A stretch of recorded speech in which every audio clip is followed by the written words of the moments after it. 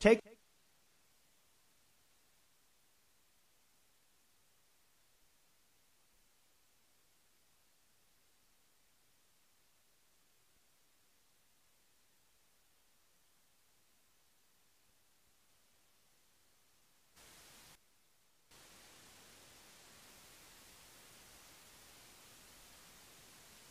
were able to do today was allow people to see his heart for themselves and to make up their own minds about him.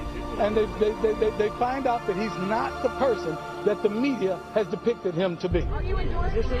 I support Donald Trump, and everybody knows. 100%. All right, Donald, we've got some questions for you. Hi, Mr. Trump, you've done great things in your life, and I just wonder, how do I, as an average person, begin?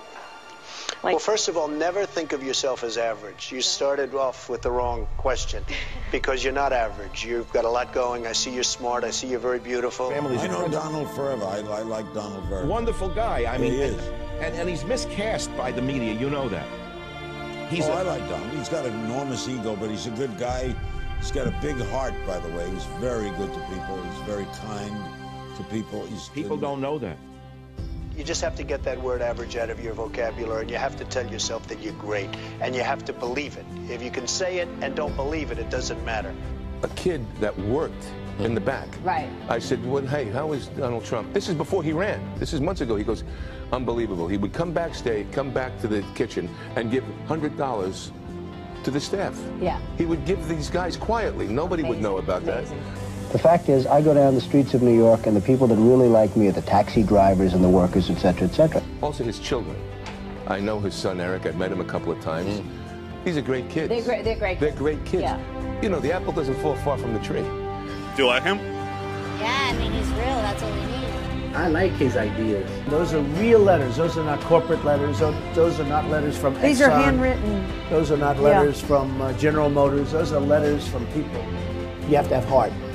You have to take care of women's health issues. You have to take care of poor people that they're never going to have a shot. And you have to take care of African-American youth who have never been in a worse position than they are right now. This sounds like political presidential talk to me. And I know people have talked to you about whether or not you want to run. Would you ever? I just probably wouldn't do it, Oprah. I probably wouldn't, but I do get tired of seeing what's happening with this country. And if it got so bad, I would never want to rule it out totally. I think Donald Trump, underneath it all, isn't just a business guy. I think he loves America. I really do. I think he cares. This country has such potential. I love the country. I think we can make it better than ever before. We have to unleash it. People have lost their spirit. Donald Trump represents truth, logic, and common sense. His incentive and his self-interest is tied to the well-being of the country that he's supposed to represent. They love me, I love them. And I'll tell you something, if I get the nomination, I'll win the Latino vote. I will win it because I'm going to create jobs. I'm Hispanic and I vote for Mr. Trump. We vote for Mr. Trump. Get behind the candidate, Mr. Donald Trump, that's going to do something for you. That's going to give you a hand up instead of a handout, baby. A lot of things that he said is true. Wow. The Mexican border. You're Hispanic and you're saying that. Are you sure? Wow. I know what Donald Trump is doing is representing the absolute heartbreak and anger and frustration at a government gone mad. I guess I just wanted to find out if there was one thing that you wanted people to remember about Donald Trump. What is it? Never, ever give up. The power of positive thinking. And I think that's very much in Donald's makeup. If I become president, I couldn't care less about my company. I want to use that same up here, whatever it may be, to make America rich again and to make America great again. Ladies and gentlemen, I am officially running for President of the United States, and we are going to make our country great again. Do not underestimate the power of Donald Trump, or you will be scratching your head wondering, how did he get the Republican nomination? And we will see the best debate in history. Hillary Rodham Clinton, Donald J. Trump. We are here to stay. Donald Trump all way. Donald Trump has came up with some very strict immigration laws that would guarantee work in the African American community. I hope he gets through with his intentions about building the wall. Well, I just want to let everybody know that not all Latinos are blind. He knows what money is, where it comes from, and how to make more of it rather than redistributing other people's in exchange for their vote. And the intensity with Trump is like nothing I've seen since I was a little kid and Reagan was running. And they were saying this is America's last shot.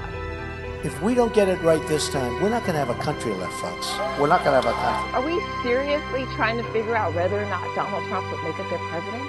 The man has major skills that he can offer. This country, right now, owes $19 trillion, and they need somebody like me to straighten out that mess.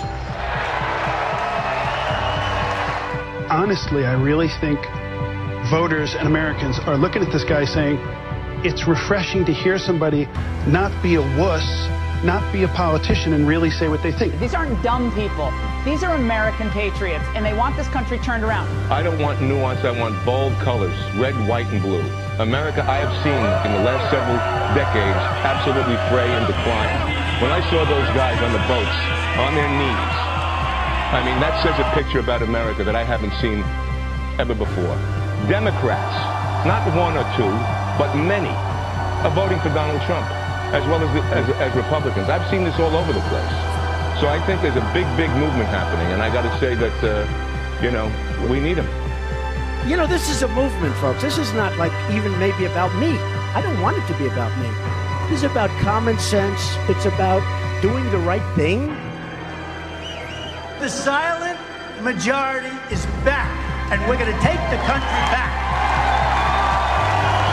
I have a big heart. I'm going to take care of people. I'm going to make sure that this country comes first. We don't come first. We don't come 10th. We take care of everyone else but our own, and that's going to change.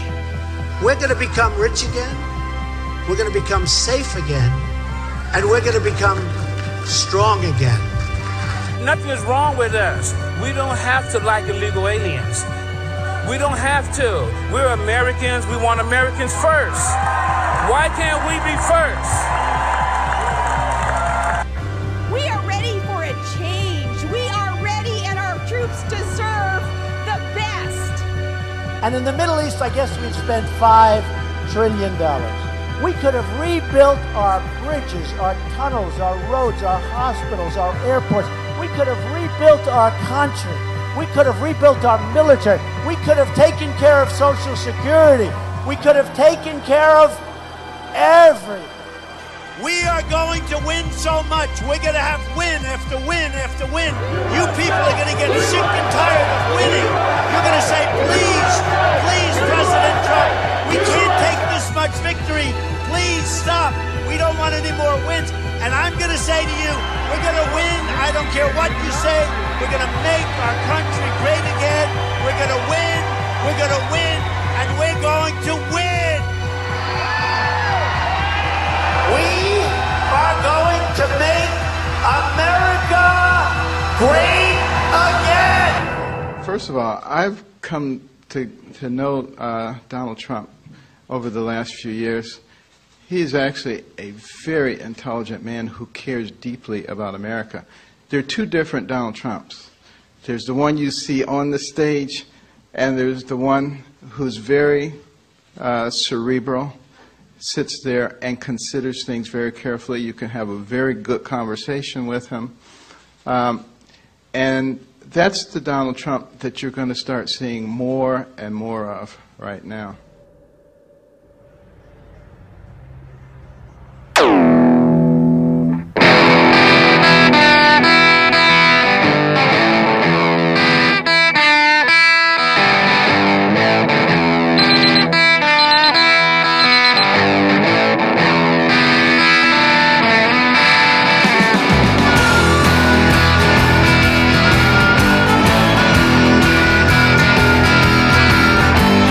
you.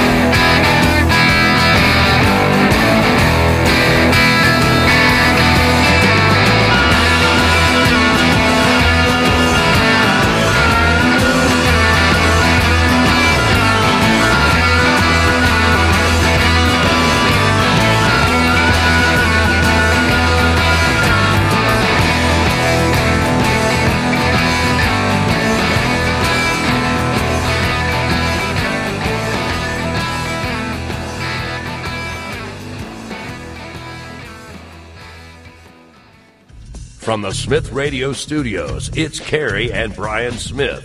This is Smith Radio. You can tweet at Smith Radio, SMYTH Radio.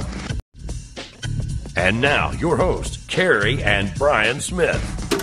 Good evening, everybody. Welcome to the show. Brian Smith and Carrie Smith giving you all late-breaking updates last week, wrapping it all up, giving you what is the real news, exposing the fake news, telling you all about it. This is going to be an incredible show, just like every single week. I promise you. If you're new on the show, please hit the share, hit the like. We'll go back. We'll wind up following you after the show. Please let your friends, your family know about this. This is Military Veteran Talk Radio. Back in the 90s, I was in the Air Force, and back in the 90s, my cousin Carrie was in the Marine Corps. We've been doing this talking politics for probably about 15, 16, 17 years, on and off. And 5 years ago, we decided that we wanted to document the demise of America and where it was going, because nobody was going to believe how it really unfolded under Barack Hussein Obama. So that's when we did Smith Radio. We are audio only. This is our first year video starting in January of this year. And it's all because of you Patreons out there. Thank you so very, very much to every single one of the Patreons at Smith Radio.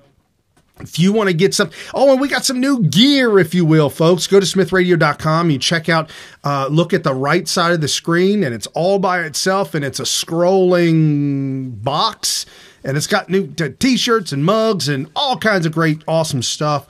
So you can check that out. Help support the show. Help support new news media. This is who we are. Real news media from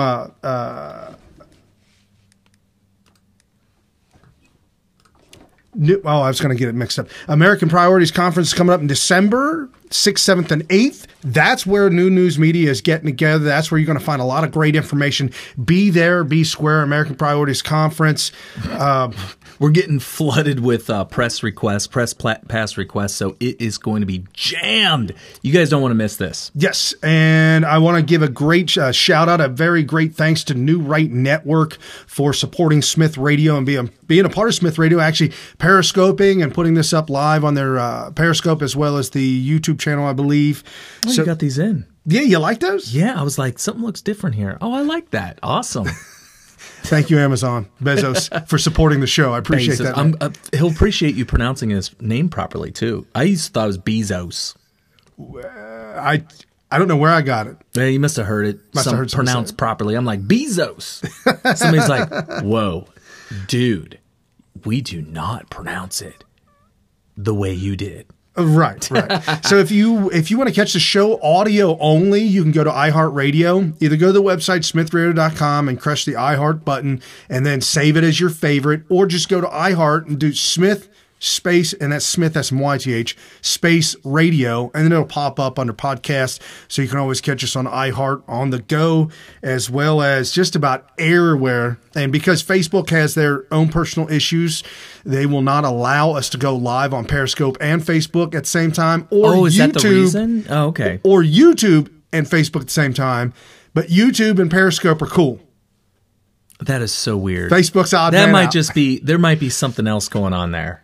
I don't know. So we repost the show live on Facebook. Please check it out on Monday nights. Share it with your friends, your families. If you've watched us on Sunday night, just go back on Facebook, and when you see it pop up, just hit the like and hit the share. Right. Much obliged. Appreciate it. Oh, and you can share it with all your political groups that you're in. Oh, that is so helpful. And I just want to let you know that Facebook has become pretty big for us. We're close to almost every single show, about 10,000 views on Facebook, hundreds and hundreds of shares to different groups and different 22,000 impressions, all kinds of great stuff on Facebook. So let's keep that going until we're permanently banned from Facebook, till the Zuckerberg gets a hold of us. Do you call him Zuckerberg? No. Did you? No, that's just what I heard. No. We got this new sound equipment over here that just makes everything really pop. So when I say Mark Zuckerberg, it sounds like I'm saying Zuckerberg when I'm not.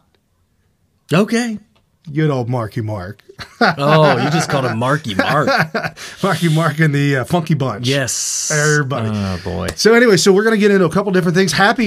Folks, happy, it depends on who you are. Happy Armistice Day. Armistice Day. The 100th anniversary of the end of World War I. We'll talk about that a little bit. Happy Veterans Day today. There's a reason why it is the 11th day of the 11th month. Armistice was signed at the 11th hour on the 11th day of the 11th month. And as Kerry was in the Marine Corps and I was in the Air Force, we'll talk a little bit about that and our feelings about the military and where we come from. And I'm pushing my kids all in. Say, don't ask me for college money because you probably shouldn't go there anyways. But I'm just saying. Maybe Hillsdale College. Oh, yeah. But I don't know who's going to pay for that. I know, because they don't get any government assistance. They don't get assistance. No. And we're going to get into, not only is this Veterans Day, it's a very, very special day for us folks, but also part of this special day is that at one point in time, I thought we were kind of over the hump of the coup d'etat. I thought we were getting close to getting. I think we're further from a coup d'etat right now than we were a couple months ago. I think so. Really? Even after what's going on in Florida? See, I feel like that's something different because a coup d'etat is a direct assault on whatever leader they're trying to get rid of. This is like, hey, you know what this is? This is Plan B. Oh, okay. Plan B is the coup. Yeah. So you have a coup. If the coup doesn't work out the way we want, which is why I'm feeling, as far as the coup is concerned, it seems like we are, that is something that is less of a danger right now than was a couple months ago, which is why they are now resorting to what seems to me to be Plan B. If you can't illegally bypass a duly elected democratic process of choosing who our leader is per the Constitution with a coup d'etat, then you will do an illegal steal of democracy itself, which is what seems to be happening here. I'll tell you what, I'm going to be perfectly honest with you. I am not ashamed to say it. I was caught flat-foot here, big time. I did not think they would have the guts to do something so brazen. My thought about that is that if they would have known the monster vote was coming out in 2016. Okay. If they had had known and they had correct information, they didn't believe the pundits that they paid for. They didn't believe the fake polling news. They didn't believe all that fake stuff. If Hillary Clinton and the DNC had the foresight to see that the monster vote was coming, I think they would have done this for the election, 2016. Brian, you must have forgotten something. They had something massive planned out, and we were saved by Project Veritas.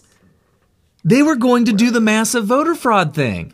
And I honestly think, and if you guys have listened to Smith Radio for a long time, I said this at least in probably 2 different shows, if not more, that the expose of the attempted steal of the election in 2016 that Project Veritas came out with may have saved the election. It may have saved the Donald Trump win, because I think what happened when that happened is the major players that were involved in that got cold feet. They were like, whoa, this is hot. This is way too hot. Too much heat on us right now. We got to back off. In fact, I think we should abort mission. And so it seems as though it didn't happen. Should we recap? Well, the guy, the DNC guy, I think resigned immediately after the video came out. That would not surprise. How is he not in prison? So basically what the story was, and Brian actually knows a lot more of the detail than I do, but they were going to use these shell companies, fake companies. They're not legally fake because you actually apply for them. Well, yeah, as long as you can found any corporation you want under any name in all 50 states of America for like on paper, right? Yeah, like for not have any employees, not a building, not any product, no bank account, no nothing, no tax. Okay. Now you don't even have tax ID. That's about $125. Okay, and you can do everything online and get it all done in about 10 minutes. So we can do less. Brian's widgets. Go out there and create a paper, and somebody looking this up would say, "Oh, that's a company." But then, right, and then you go out and you look for a building, you look for a fleet of vehicles, you look for a bank. It's all literally just done by paper. Paid $125 to make it happen. So here's what you do. At that point, you can then give pay stubs, paychecks to anybody, right? Oh, yeah. And apparently, and I didn't know this until some people had let us on this, a pay stub can be used to verify residence, which can then be used to go get registered to vote. Online. Right. And so, or what, however they do it. Well, we our secret caller who called in weeks before the 2016 election. Right. We went through the whole thing, and she went down the list of everything. She figured out exactly how to do it 100% online in Ohio with never having to show your driver's license. Wow. So here's how it would work. And by the way, this is the thing that not enough people know about stealing elections and illegals voting. I'm talking illegal immigrants. People that are not supposed to be here. They may not even have a green card. They just totally jumped the border and they're here illegally. People are like, yeah, well, illegals aren't voting. And if you listen to a Democrat, they will tell you, show me the evidence or the proof or any indication of any conviction of an illegal voting. Show me the ballot where an illegal said, yeah, I'm from Mexico City. That's where I live. Well, that would never happen. You're asking me to show you something that doesn't exist. That doesn't mean that isn't factual evidence that an illegal did or did not vote. Me showing you that information. Or us failing to be able to show that information does not mean, oh, we have no illegals voting because we have no evidence of it. No, here's the thing that they don't understand. Once you have the registration, it's game, set, match. Oh, yeah. Your dog can literally go and vote if you get the registration. And the reason why is because you go in and you're on the voter rolls, and that's all that matters. Now, Brian, you tell me, if I am an illegal immigrant living in California, and I have or can I get a driver's license? $110, Huntington Park. So up on Firestone Boulevard. Oh my gosh. Okay, so. And by the way, I am wearing my shirt. This is an oldie but goodie. This is America. Kind of in the free 'em all. You can't see the bottom there. Free 'em all world tour. It's back to back world champs. So all the different wars. Oh, cool, with the dates and everything. So anyway, that kind of looks like Kill 'Em All Metallica album. Now so if you're in California and you've got all that set up and you just need your ballot, here, give me a call and I'll give you one. I'll give you one of these. Where's Brian going? He's going to give us something. He's gonna do show and tell. Yeah. Oh, what was he? Oh my gosh! These are from Broward County, y'all. Oh yeah. Let's start counting them. I got me some pigs. I got me some. Oh. Anyway. And all the ballots right there. Or at least some of them, right? Some provisionals. No, so check. Not getting too far off the beaten path here, not too far in the weeds, but so you have a shell corporation. Brian just pointed out that as an illegal immigrant, you can get a driver's license, a California driver's license, as an illegal immigrant. The driver's license is the only thing they ask for when you go and vote. Now, I know in some states, probably California is one of them, you don't even need an ID. So it's not like they look at you and say, this brown fella here looks like a Mexican. And you look at him, he doesn't even speak much English. And the English that he does speak is broken and has a heavy accent. I'm going to ask him if he's an illegal immigrant, and if he can't prove that he's legal, then I'm not going to let him vote. That does not happen. No, not only that, but in Long Beach, California, SoCal, y'all, if you attempt to show an ID, they will, nope. They'll shield their eyes and tell you to put that away. Because you might be upsetting some of the other people in line. So you're literally suppressing people in line by showing an ID, because people behind you might say, oh my gosh, Brian, I didn't bring my ID. I should get out of line. I should get out of line right now. I did not bring my ID. Right. So that's voter suppression. So anyway, let's just assume that you live in a state that you do have to show an ID. Ohio. In Ohio, I had to show my ID. Yeah. Well, that's cool. I didn't even know. I mean, I would love to test them and come with my ID, but tell them I don't have it and see what would happen, because that would be voter suppression. They'd probably give me a provisional ballot or whatnot.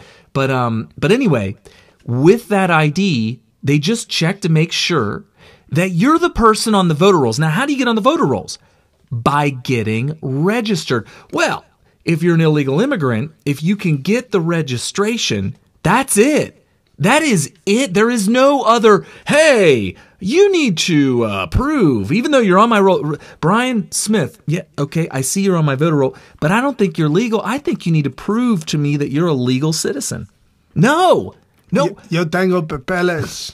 It's assumed that you are a legal citizen of the United States, legal to vote, because you're on the voter rolls, because you succeeded in the registration. Now, we uncovered, and so did Project Veritas after us. Oh boy!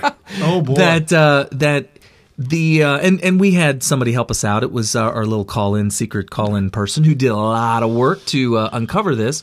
But to get a registration can be done for illegals. It's a little convoluted, but the scary part of it is that it can be done on a massive scale and can be done nationally. It doesn't have to be a little local thing. If you paid, say you were George Soros and you wanted to pay $20,000. Okay. If you were to give somebody with the knowledge that I have $20,000, I would work for you for. Okay, I get the frozen screen, folks. Sorry about that. Oops, sorry about the frozen screen. I would work for you for $20,000. I'd work for you for probably about 2 months. Okay. And in 2 months, I'd put together a team of people, a dozen or so, and 8 hours a day. That's all we would do. 8 hours a day, 5-6 days a week. That's all we would do, would be creating new voters. And we could do thousands. And you'd be able to do it because, and here's the thing, these are real people. Although they don't have to be. No. You could potentially, all you have to do is have a company that says, yes, Mickey Mouse, a person comes in and clocks in, and his name is Mickey Mouse. You've got the big ears and everything. Right. And he flew into town on Dumbo. Okay. Dumbo 747. Okay. A Dumbo jet. A Dumbo jet. And so he comes in, and I give him a check because he works for me.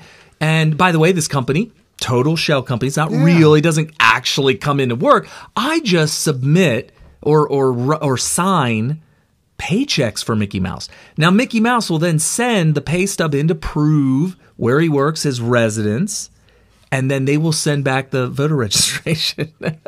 Well, and not only that, but Mickey Mouse doesn't even have to be real. I can pretend to be him as well. I can be everybody. That's where it gets really scary. But somebody has to. Oh, I'm sorry. We don't have to physically show up to vote. Oh, no. You do the absentee ballots. Okay. So this could be done on an industrial scale, which is why I think that Donald Trump theoretically lost the popular vote by 3 million votes, which is interestingly close to the amount of votes he lost California by. Right. Interesting. Right. Interesting. Very interesting. And so check this out. This is the first hour of the show, folks. We are going to delve into, that was a little brief history of 2016 and voter irregularities. Right. Well, we got 2018 that went down just a few days ago. Last Tuesday, I'm dumbfounded. I'm shocked. I'm beside myself. I'm beside myself with the fact that the information is coming out. We got citizen journalists on the beat with their cell phone in hand, and I've got videos that's going to absolutely shock you. Just as it shocked Matt Gaetz down in Florida. Matt Gaetz, Representative Gaetz, just absolutely going madman trying to make this expose the corruption that is down in Broward County. We also have a lot of corruption out in Arizona. Our good buddy Jack Posobiec interviewed Trevor Loudon last week. Oh, cool. We did it. We did Trevor Loudon a couple times, but that's all right, right? So he talked about the election, and he talked about the individuals that are being elected that are flat out communist ties. Yeah. And we'll get into that in a minute, but I also want to let you know that we're also going to talk about a couple other things in the show. Jeff Sessions was fired, did not quit, was fired. We're going to talk about that in detail. There's a lot of information that you need to know about this, and fake news is afoot, if you will. Fake news is everywhere on this as well. The 2018 midterms, we'll talk about that. Jim Acosta banned from the White House. His hard pass was revoked, and if you've listened to the show, you know a hard pass is something that you can acquire if you go every day. And once you have the hard pass, you're allowed to walk on the grounds and literally walk yourself to the press briefing room without having Secret Service escort. That has been removed from Acosta. And it's been a long time coming. We've been screaming, not just us, everybody in our circle of MAGA leaders, I guess, have been saying, why don't they just revoke his press pass for a long time, especially the Korea debacle. Right, without a doubt. The caravan invasion, there's some details that have popped up about that as well. And we're also going to tie into the 2016 2016. I'm having flashbacks all over. And now I'll tell you what, Florida's having flashbacks, and AM Joy. Oh boy, yeah. Joy Reid went full-blown racist. What? And she's gone racist once again, and saying that Democrats are having flashbacks of 2000. Flashbacks of 2000 with George Bush and hanging Chads. Okay, how's that racist though? Oh no, Donald Trump was racist because he called out 3 different reporters that happened to all be black. She's not the only one. Anna Navarro.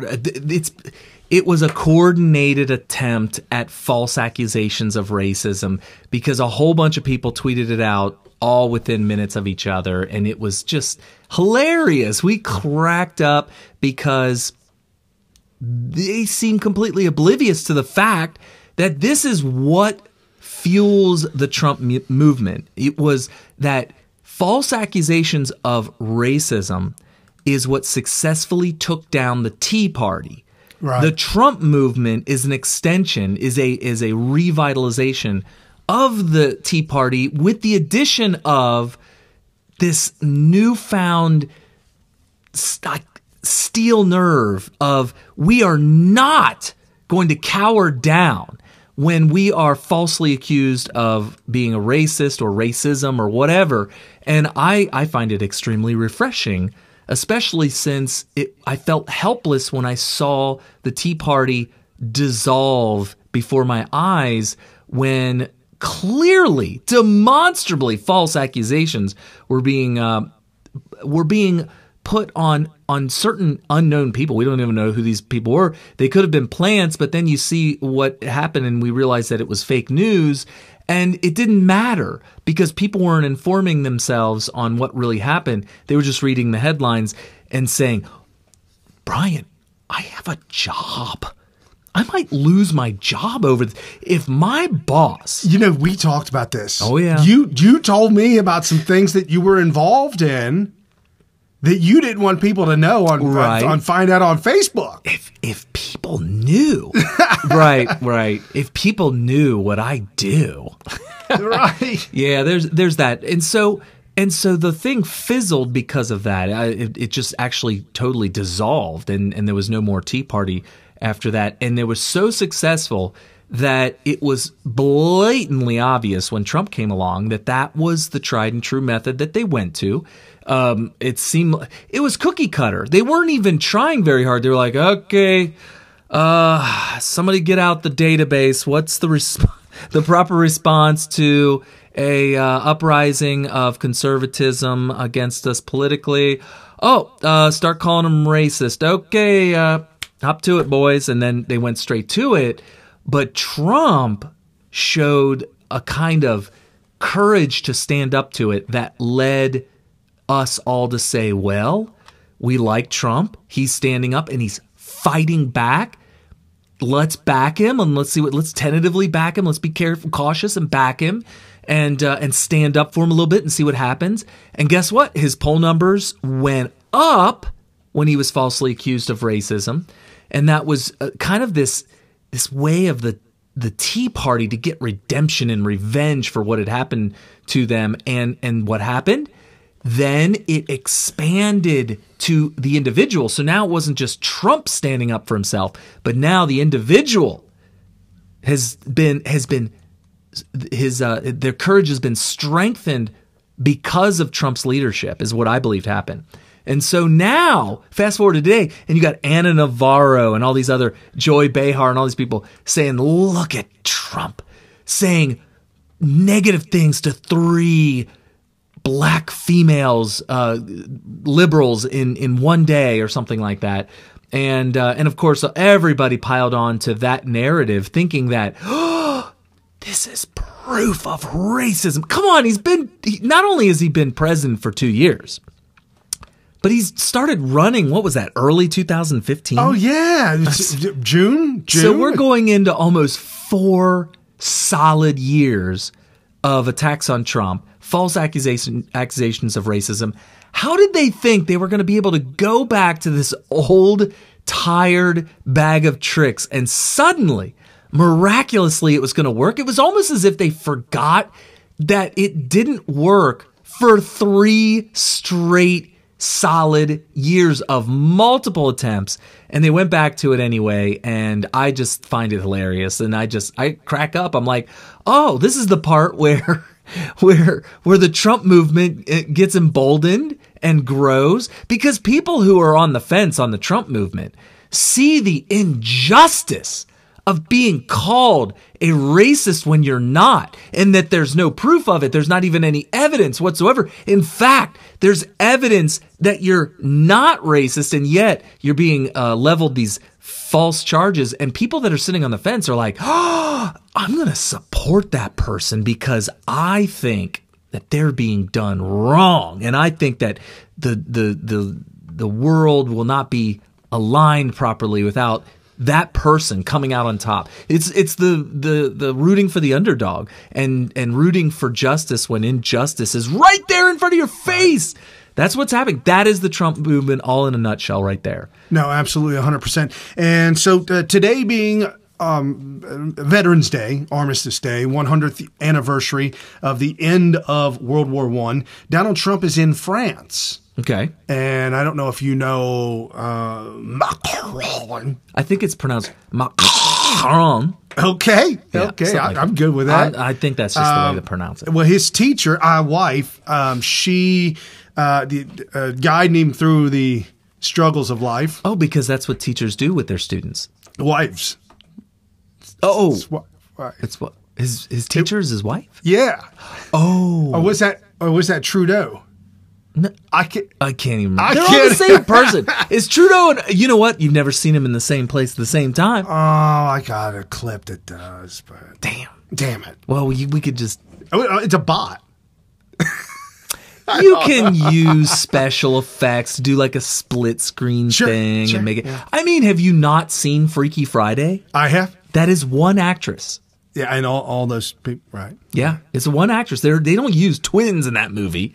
So there's the little Dr. Strangelove, or How I Learned to Love the Bomb. Yeah, I think the same actor was 3 different characters, or Coming to America. Yes, Eddie Murphy played 3 characters in the. Oops, sorry. And so did his sidekick. There was There's like 10 people in a. Arsenio Hall. Yeah, Arsenio Hall. Oh boy. So Trump's in France, and on his way to France, Macron actually rips on Trump. And I was looking for the tweet where it's unbelievable how these globalists just feel that they could go right after Trump for any reason. Emmanuel Macron rips nationalism as Trump looks on. Patriotism is the exact opposite of nationalism. No. Washington Post. I think that he needs to explain that. I find that hard to believe. Patriotism is the exact opposite of nationalism.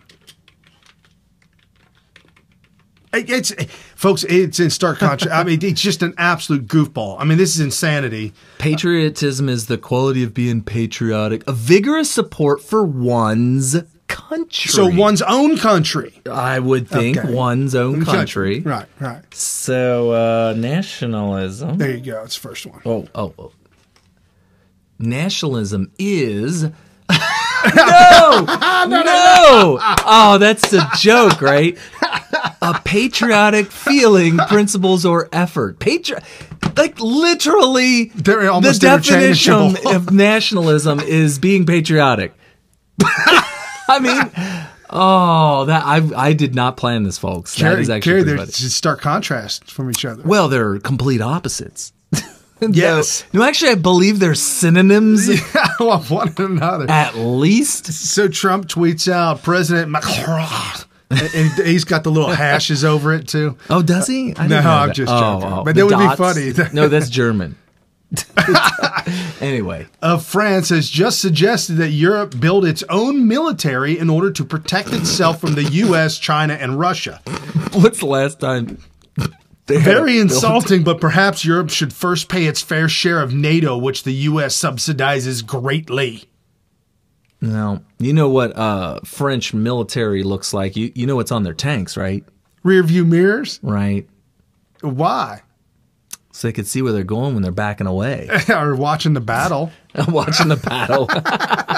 That's how you watch the battles, in your rear view mirror. Isn't that right, Frenchy French? Like, see ya. Hey, somebody look up the Maginot Line. Check that one out. That's another good military scheme that never heard a shot fired. The Maginot Line, after more like it was General Maginot. The Maginot Line. Yeah, it's absolute. Well, it was imaginary to Hitler. He didn't even see it. Well, he did see it, which is why he avoided it. Oh, okay.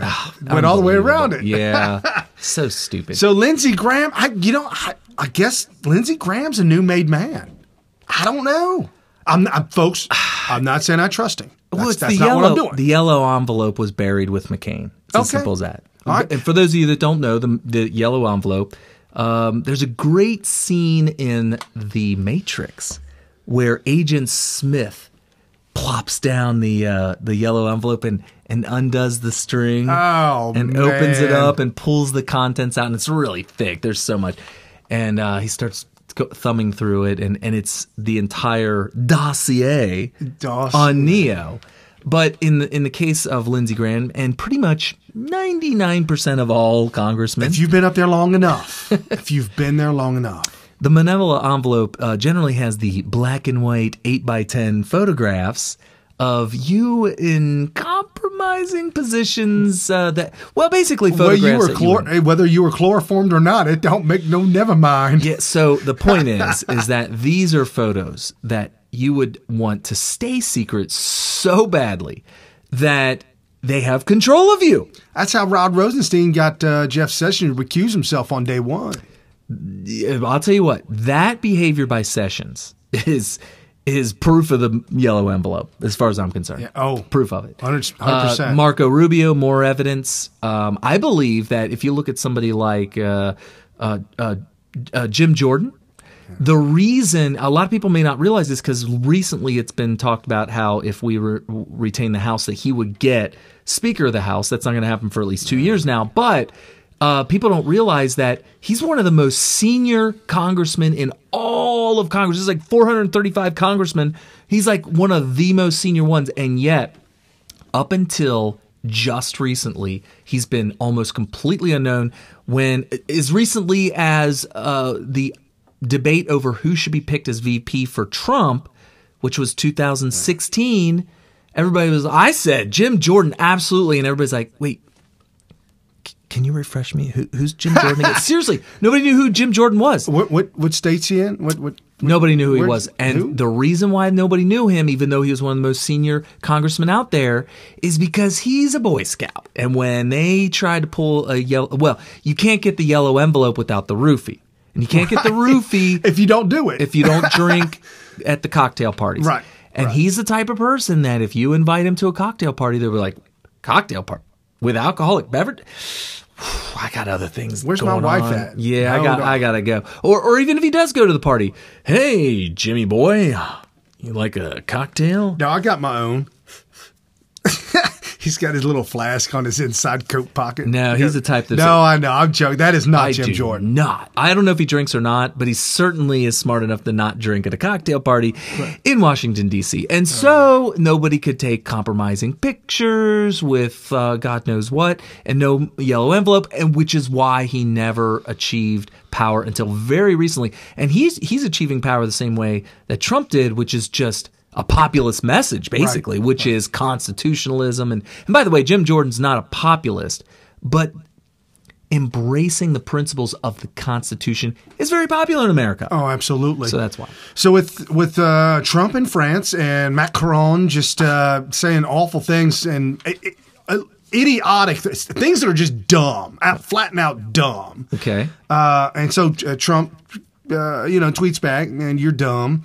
And then Lindsey Graham out on Twitter said, "I completely understand why President at real Donald Trump was insulted by French President Macron's suggestion that Europe needs to form an army to protect it from Russia, China, and the U.S."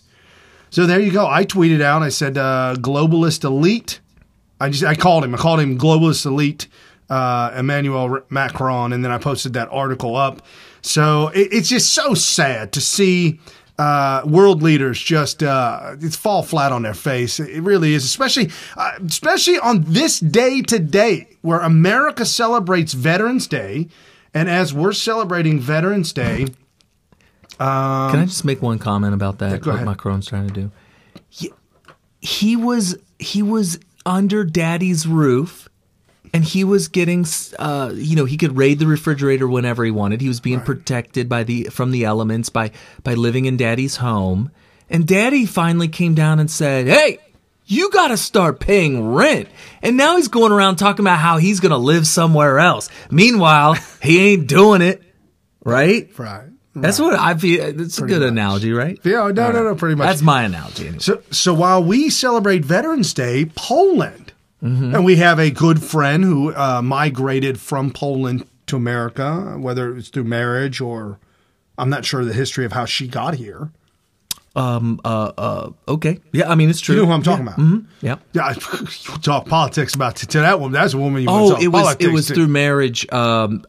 She actually got married in Germany and then came over with the American husband, and she's just awesome. I asked her, one of these days we're gonna have her on the show because she's entertaining. What are politics like in Poland? Oh, she just went on and on. No, it's now nonstop. But it was really fascinating to hear about that from another country. I asked a woman formerly from the Ukraine the exact same question, and she gave me a dirty eye look. Really? And then I asked her, "So what do you think of Putin?" She gave me a double dirty eye look. Oh, gosh. "I don't think of Putin." And walked away. Oh. So that's from the Ukraine, from the Poland, two polar opposites. Everybody's got a different personality. We just lucked out and had a friend who from Poland happens to be very opinionated, very smart, and very talkative. Right. Loves to talk about and not scared to speak her mind, which is just a load of fun. Right. And this from Poland posted on the internet. This year, on America's Veterans Day, we, the people of Poland, mark our 100th Independence Day. A rebirth you helped us regain. Entering World War I, America declared an independent Polish state should be erected. That generation fought for your freedom and ours. Knowing freedom isn't free. So, this Veterans Day, we say thank you. Thank you. Thank you. Thank you. Happy Veterans Day, America. Happy 100th Independence Day for Poland. Wow. That is a beautiful sentiment. Thank you so much, Poland, for that. I'm not taking, not for me, but for America, for our ancestors, our great grandfather? Not Paul Henry. I don't have any Polish ancestors. No. Fought in World War I. Oh, World War I? Holy mackerel. I'm not 100% sure. Grandpa Smith is World War II. Well, yeah. Mm-hmm. His father. I don't know. I really don't know for sure who in our ancestry fought in World War I. Which is weird. Extensive ancestry. Yeah. There's a couple of uncles on my mom's side that I know definitely fought in one of them even died in World War I think, because I saw their obituary. but direct ancestors on both of our side, not that I know of. I'm sure there's somebody, I just don't know about it, which is weird because I know of the Civil War ancestors, which goes back way further. And one Revolutionary War veteran. At least one, possibly more. Which is exciting. Yeah. I really One's confirmed. Yeah. So yeah, it's awesome. So this day, if you're listening to the show and you want to check out this article was written in Breitbart News by Patrick O'Donnell about about a book that he has written. He retells the story in a harrowing night in his new best-selling book, The Unknowns: The Untold Story of America's Unknown Soldier and World War I's Most Decorated Heroes Who Brought Him Home. Which was amazing because there were two heroes that were decorated that actually were pallbearers or casket pallbearers of the unknown soldier who fought side by side with him, and that's where the Tomb of the Unknown Soldier comes from. But this article written, just real quick, I just want to read this. This kind of gives you a heads up about World War I for those of you who don't remember or don't know or haven't heard stories about it, which is unfortunate because I don't think they talk much about it in school anymore. Not much because, well, first of all, like when we were really little, there were handfuls, pockets of World War I veterans still alive. Yeah. And we were very young. We would see them in parades, the Memorial Day parade, the Labor Day parade. You would see them. They would have, some of them would be marching, but most of them were too old, and so they had them on a float. But also, World War II just totally eclipsed World War I as far as what you learn in school and pop culture and movies. I mean, think about it. Some great movies came out during that era, and then after World War II was over, there were a lot of World War II movies afterwards, and everything just totally eclipsed World War I. You know, from a technological standpoint of view, World War II was on the cutting edge of all kinds of technology. Yeah, it was just such a fascinating war. World War II was. One thing I would recommend, this is just kind of out of the blue now that I'm thinking about it, because now I'm thinking about movies and stuff like that. One of the most interesting movies I've ever seen in my life, All Quiet on the Western Front. That was a very, very good movie. Now, it had I don't know what... I don't want to call it liberal, but it was very, very, very anti-war. In fact, somebody really famous that I can't remember now, but I remember the quote, said that this is the greatest anti-war movie ever. Everybody should watch that movie because then everybody would be against war, because it does have that very, very strong anti-war message in it, but it's still just it's a must-see movie. You must see All Quiet on the Western Front before you die. It's as simple as that. Okay, well, fair enough. So this article written in Breitbart News, again, like I said, by Patrick O'Donnell, he tells the story. It is a fascinating read. And here's how the article starts out. This is just the first handful of lines from the article. He starts out, many Americans have no idea why we celebrate Veterans Day on November 11th. Those who know that the holiday began as Armistice Day typically think of it as a day of victory and peace. However, for those on the ground in Europe, the last 24 hours before the cessation of hostilities, on the 11th hour of the 11th day of the 11th month in 1918, that day was nothing less than hell on earth. 100 years ago this weekend, Allied commanders ordered U.S. Marines and Army personnel to attempt a perilous night crossing of the Meuse River and assault the heavily defended German positions on the far side. President General Black Jack Pershing foresaw the possible rise of Germany and wanted to make it clear the Allies had won the war by seizing more German-controlled territory. Scores of men would die in the attack that ultimately proved a tragic loss of life. I read the whole article and it was just riveting. And I'm on the edge of buying the guy's book. I'm just so fascinated by it. But he talks about how the Marines and the Army got together right there on the coast, on the river's edge, back behind some woods, and started to build these 12-foot long makeshift bridges that were about as wide as a ladder, and they would float. And as they made enough of them, they made enough to make 2 bridges across the river, icy cold water, frozen to the bone. Everybody was wet. Everybody was muddy. Everybody knew they were going to die. That's what it was. And this was, folks, this was the same night. This was the same night, the same morning. They were doing this at 5 a.m., first thing in the morning. They were doing this, and within 5 to 6 hours later, apparently the general knew that the armistice was to come, but he did this anyways, and it's just so tragic. But they had the 75 millimeter howitzers launching rockets for an hour straight, just pounding the Germans. And as soon as that stopped, then they went to their machine guns and started shooting across the river as 2 guys, one for each bridge, with a rope, swam across the river in the icy cold water to the other side to set the bridges up piece by piece by piece to get to the other side. And as they started to climb across the bridge to get to the other side, and they're being shot at and being killed, and most didn't make it. It's a brutal story. It's just incredible. How, as a Marine, and we neither one of us served in combat. So when we talk about being a veteran, at least I know we've talked about this before, folks, I got a different story. And we put those guys in combat. We put them above us. I do that too. But I also point out that we were all ready to go if needed. Yeah. And I remember when 9/11 happened, I was actually I hadn't been discharged from active duty very long after 9/11 happened, and or before 9/11 happened, and I was actually still in the inactive reserves. A lot of people don't know this, but when you sign up for the military, no matter how many years of active duty you serve, you're signing up for 8 years of service, period.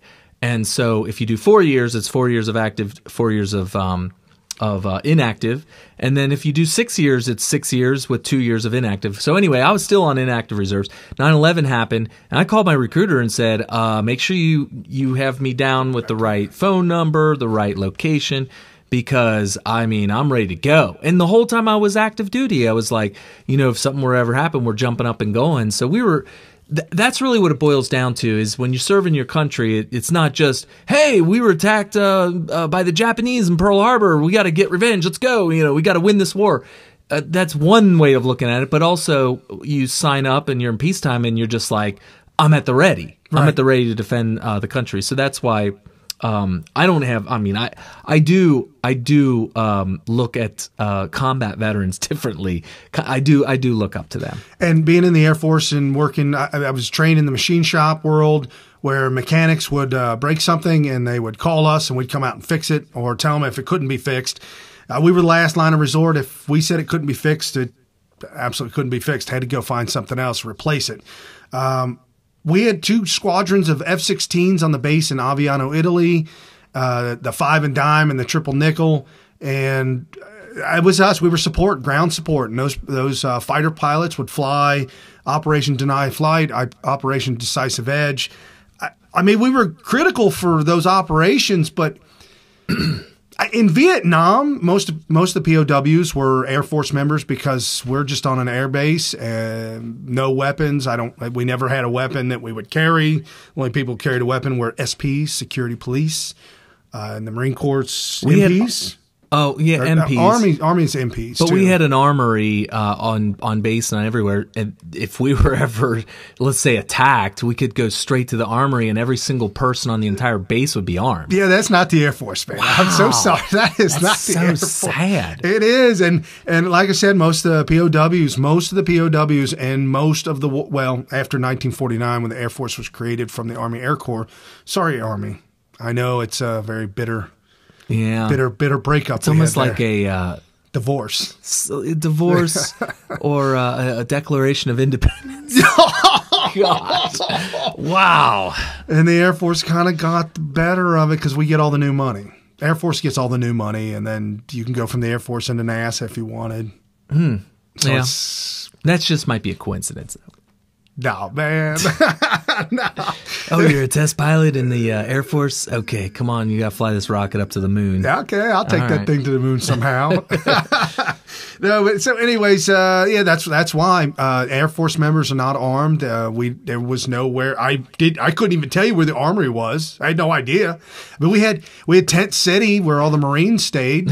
So I'd probably head over to Tent City if I had to, if the base was being overrun.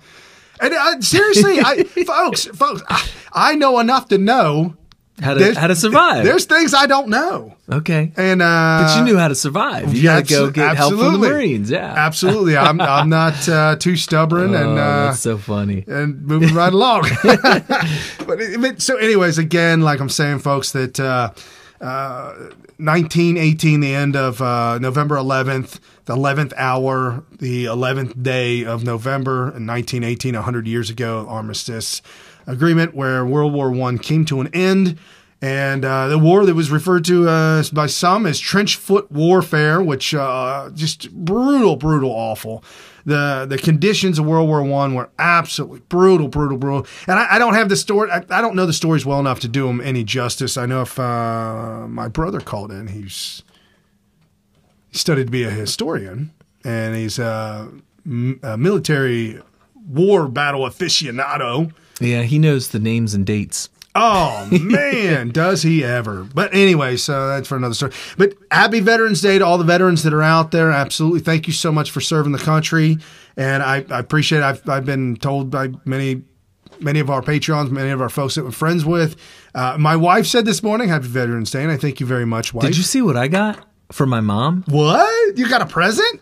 Oh, man. She got me a card and a present. What? A Veterans Day card. It looked like a birthday card, but it was like Happy Veterans Day. And she got me a box of pastries. What? But the name of them, the name of these desserts were called Devil Dogs. Of course they were. Devil Dogs. So for those of you that don't know, back in World War II, so it's World War I, I'm sorry, World War I, so it's very fitting since we're talking about Armistice Day and all that. One of the things that we were required to do, which is just, you got to see All Quiet on the Western Front or any other World War I movie for that matter to really get an understanding of this. But one of the things we had to do was during trench warfare is every once in a while it was decided that this would be a good time to go ahead and storm the trenches. And they would line up shoulder to shoulder all the way across the trenches for maybe a half mile or mile, thousands of troops. And somebody would blow a whistle. It was still maybe 4 in the morning, 5 in the morning, really early. And we would jump out of the trenches and just start sprinting to overrun the other trenches. And the thing is nobody really cared that the Germans had invented the machine gun. Yeah. And so one person could just take the whole entire line out, or at least a big, wide portion of it.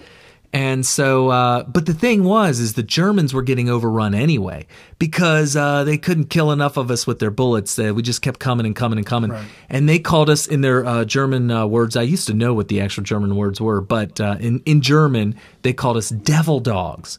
And just like the deplorables, just like such a beautiful thing. Well, yeah, just like how the deplorables, when we were called deplorables, we were like, maybe we are deplorable. Let's run with that. And now we call each other deplorable as a badge of honor, I guess.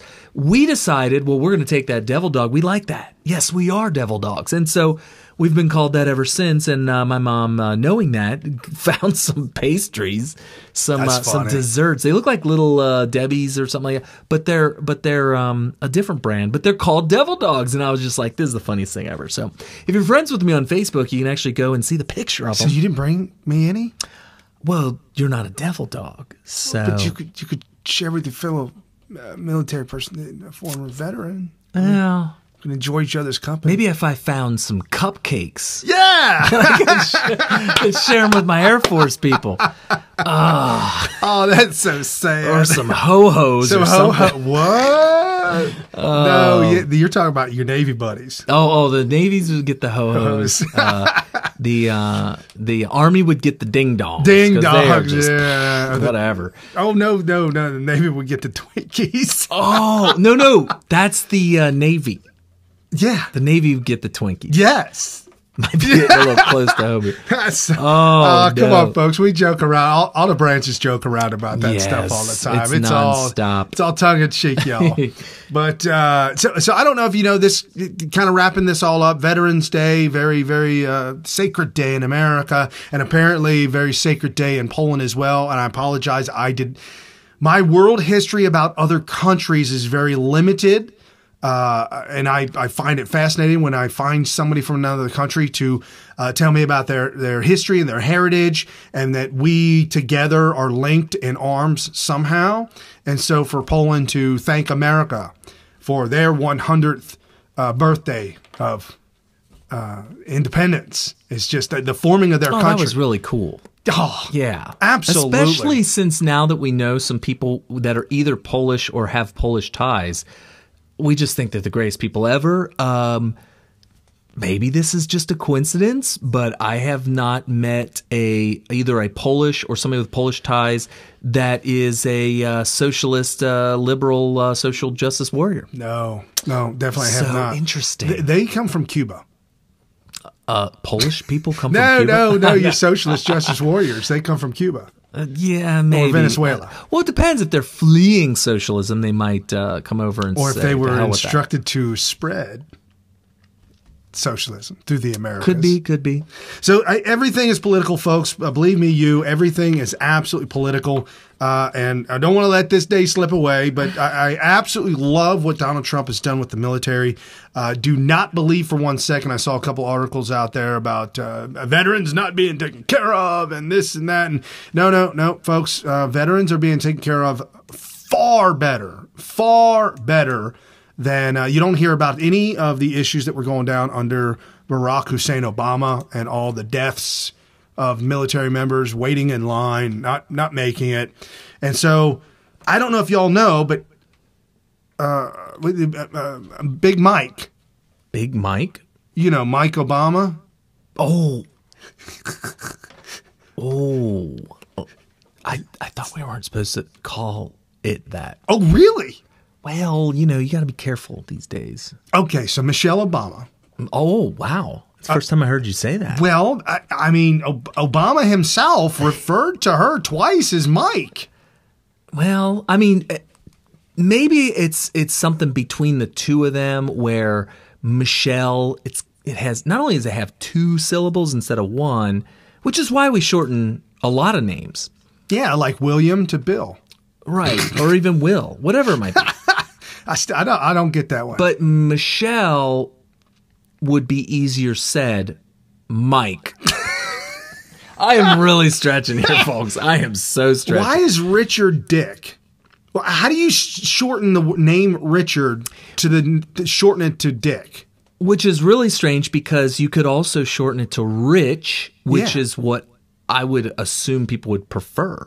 I would think. Not sure. Kind of interesting. So, Michelle Mabel has now come out with a new book. It's slated to be a #1 best-selling book worldwide, garnering them hundreds of millions of dollars. I don't know, folks. I'm making that up. So, as she did that, President Donald Trump was asked about the negative comments that she made about Trump in her book. And this was Donald Trump's response. Oh, Michelle Obama said that. I haven't seen it. I guess she wrote a book. She got paid a lot of money to write a book. And they always insist that you come up with controversial. Well, I'll give you a little controversy back. I'll never forgive him for what he did to our United States military. By not funding it properly, it was depleted. Everything was old and tired. And I came in and I had to fix it. And I'm in the process of spending tremendous amounts of money. So I'll never forgive him for what he did to our military. I'll never forgive him for what he did in many other ways, which I'll talk to you about in the future. You know, he was... But what he did, because she talked about safety, what he did to our military made this country very unsafe for you and you and you. You could tell he took that personally, and I don't blame him for going on the offense there. And I thought it was very smart of him to not attack Michelle, but instead attack his predecessor, Barack. But here's the thing. I would have gotten more specific. He got real general and said what he did to the military, what he did to the military. I would have said, I will never forgive him for his role, whatever it may have been, no matter how little it was or how great it was, that resulted in those people dying in Benghazi. Oh. I would have gotten really specific.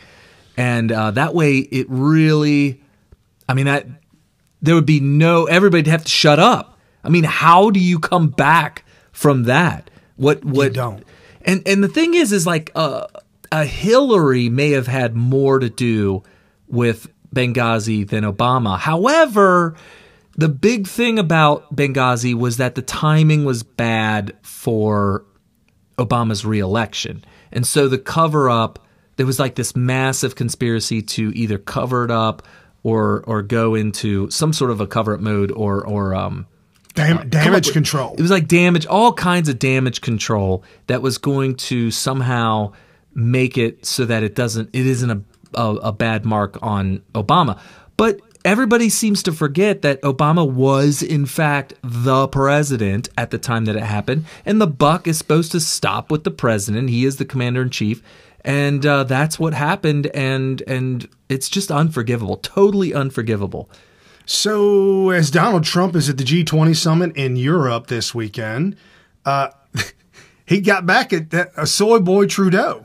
So we're going from one soy boy to another. Okay. So soy boy Trudeau, there's three of them. Macron. Yeah, Trudeau. Obama and Trudeau, the offspring and love child of Castro. For any liberals out there that are thinking that Obama is a strong man and he's not a soy boy. You didn't see him with his motorcycle helmet on? Motorcycle? Oh, I'm sorry. I mean a bicycle. I think it was purple too, wasn't it? Yeah. It was so sad. He had soy dripping off of him. Yeah. He's just leaking soy. Soy, you could just feel it. Anyway. So Donald Trump, for those of you audio only, I'll describe it. For those of you video, you can watch it. But Donald Trump is now walking in front of all the world leaders that are standing on like the second step up of a concrete step. So as Donald Trump approaches them with First Lady Melania, he shakes the hand of soy boy number one. That would be Macron. Shakes the hand of Merkel and a couple other world leaders. Oh, Macron bowed down to Trump from the second step up. Grabbed Trump's hand and showed his hand knuckles up. Trudeau's knuckles up, and he bowed down to Donald Trump. Okay. That's pretty interesting. So then he shakes some other hands, left and right, shakes, I don't know who those folks are, some other world leaders, shakes their hand, and then shakes the hand right next to Trudeau, of the son of the world leader, and doesn't extend a palm to Trudeau. Oh, that's funny. Like he walked all around him, intentionally avoiding shaking his hand. Yes. How awkward is that for Justin Boy? Oh, awkward. Very awkward, Trudeau. Sorry about that, soy boy. I mean, come on, man. So sad. You guys deserve that kind of stuff. For the way you treat us, the way you treat us is just, it's unconscionable, folks. The way that they treat America. I don't have any words for it. It's so frustrating at times. But did you hear about the trip to the World War I cemetery in France that Trump had to cancel, and the liberals went crazy over the reason? I heard about it, but I didn't understand what was going on with that. Well, that's why it's important that I'm bringing this up, because a bunch of my friends were like, what is this? And I read headlines. And my first reaction was, ooh, this seems like an unforced error on the part of the administration. So it actually came upon me as a moment on Twitter, and the moment was called Trump cancels planned visit to World War I cemetery in France due to the weather. So the weather was bad, and so Trump canceled his visit to cemetery. That was the headline. And and due to rain. So CBS News Alert says Trump cancels planned visit to World War I cemetery in France due to poor weather. And they added more than 1,800 Americans died at the 1918 battleground where the U.S.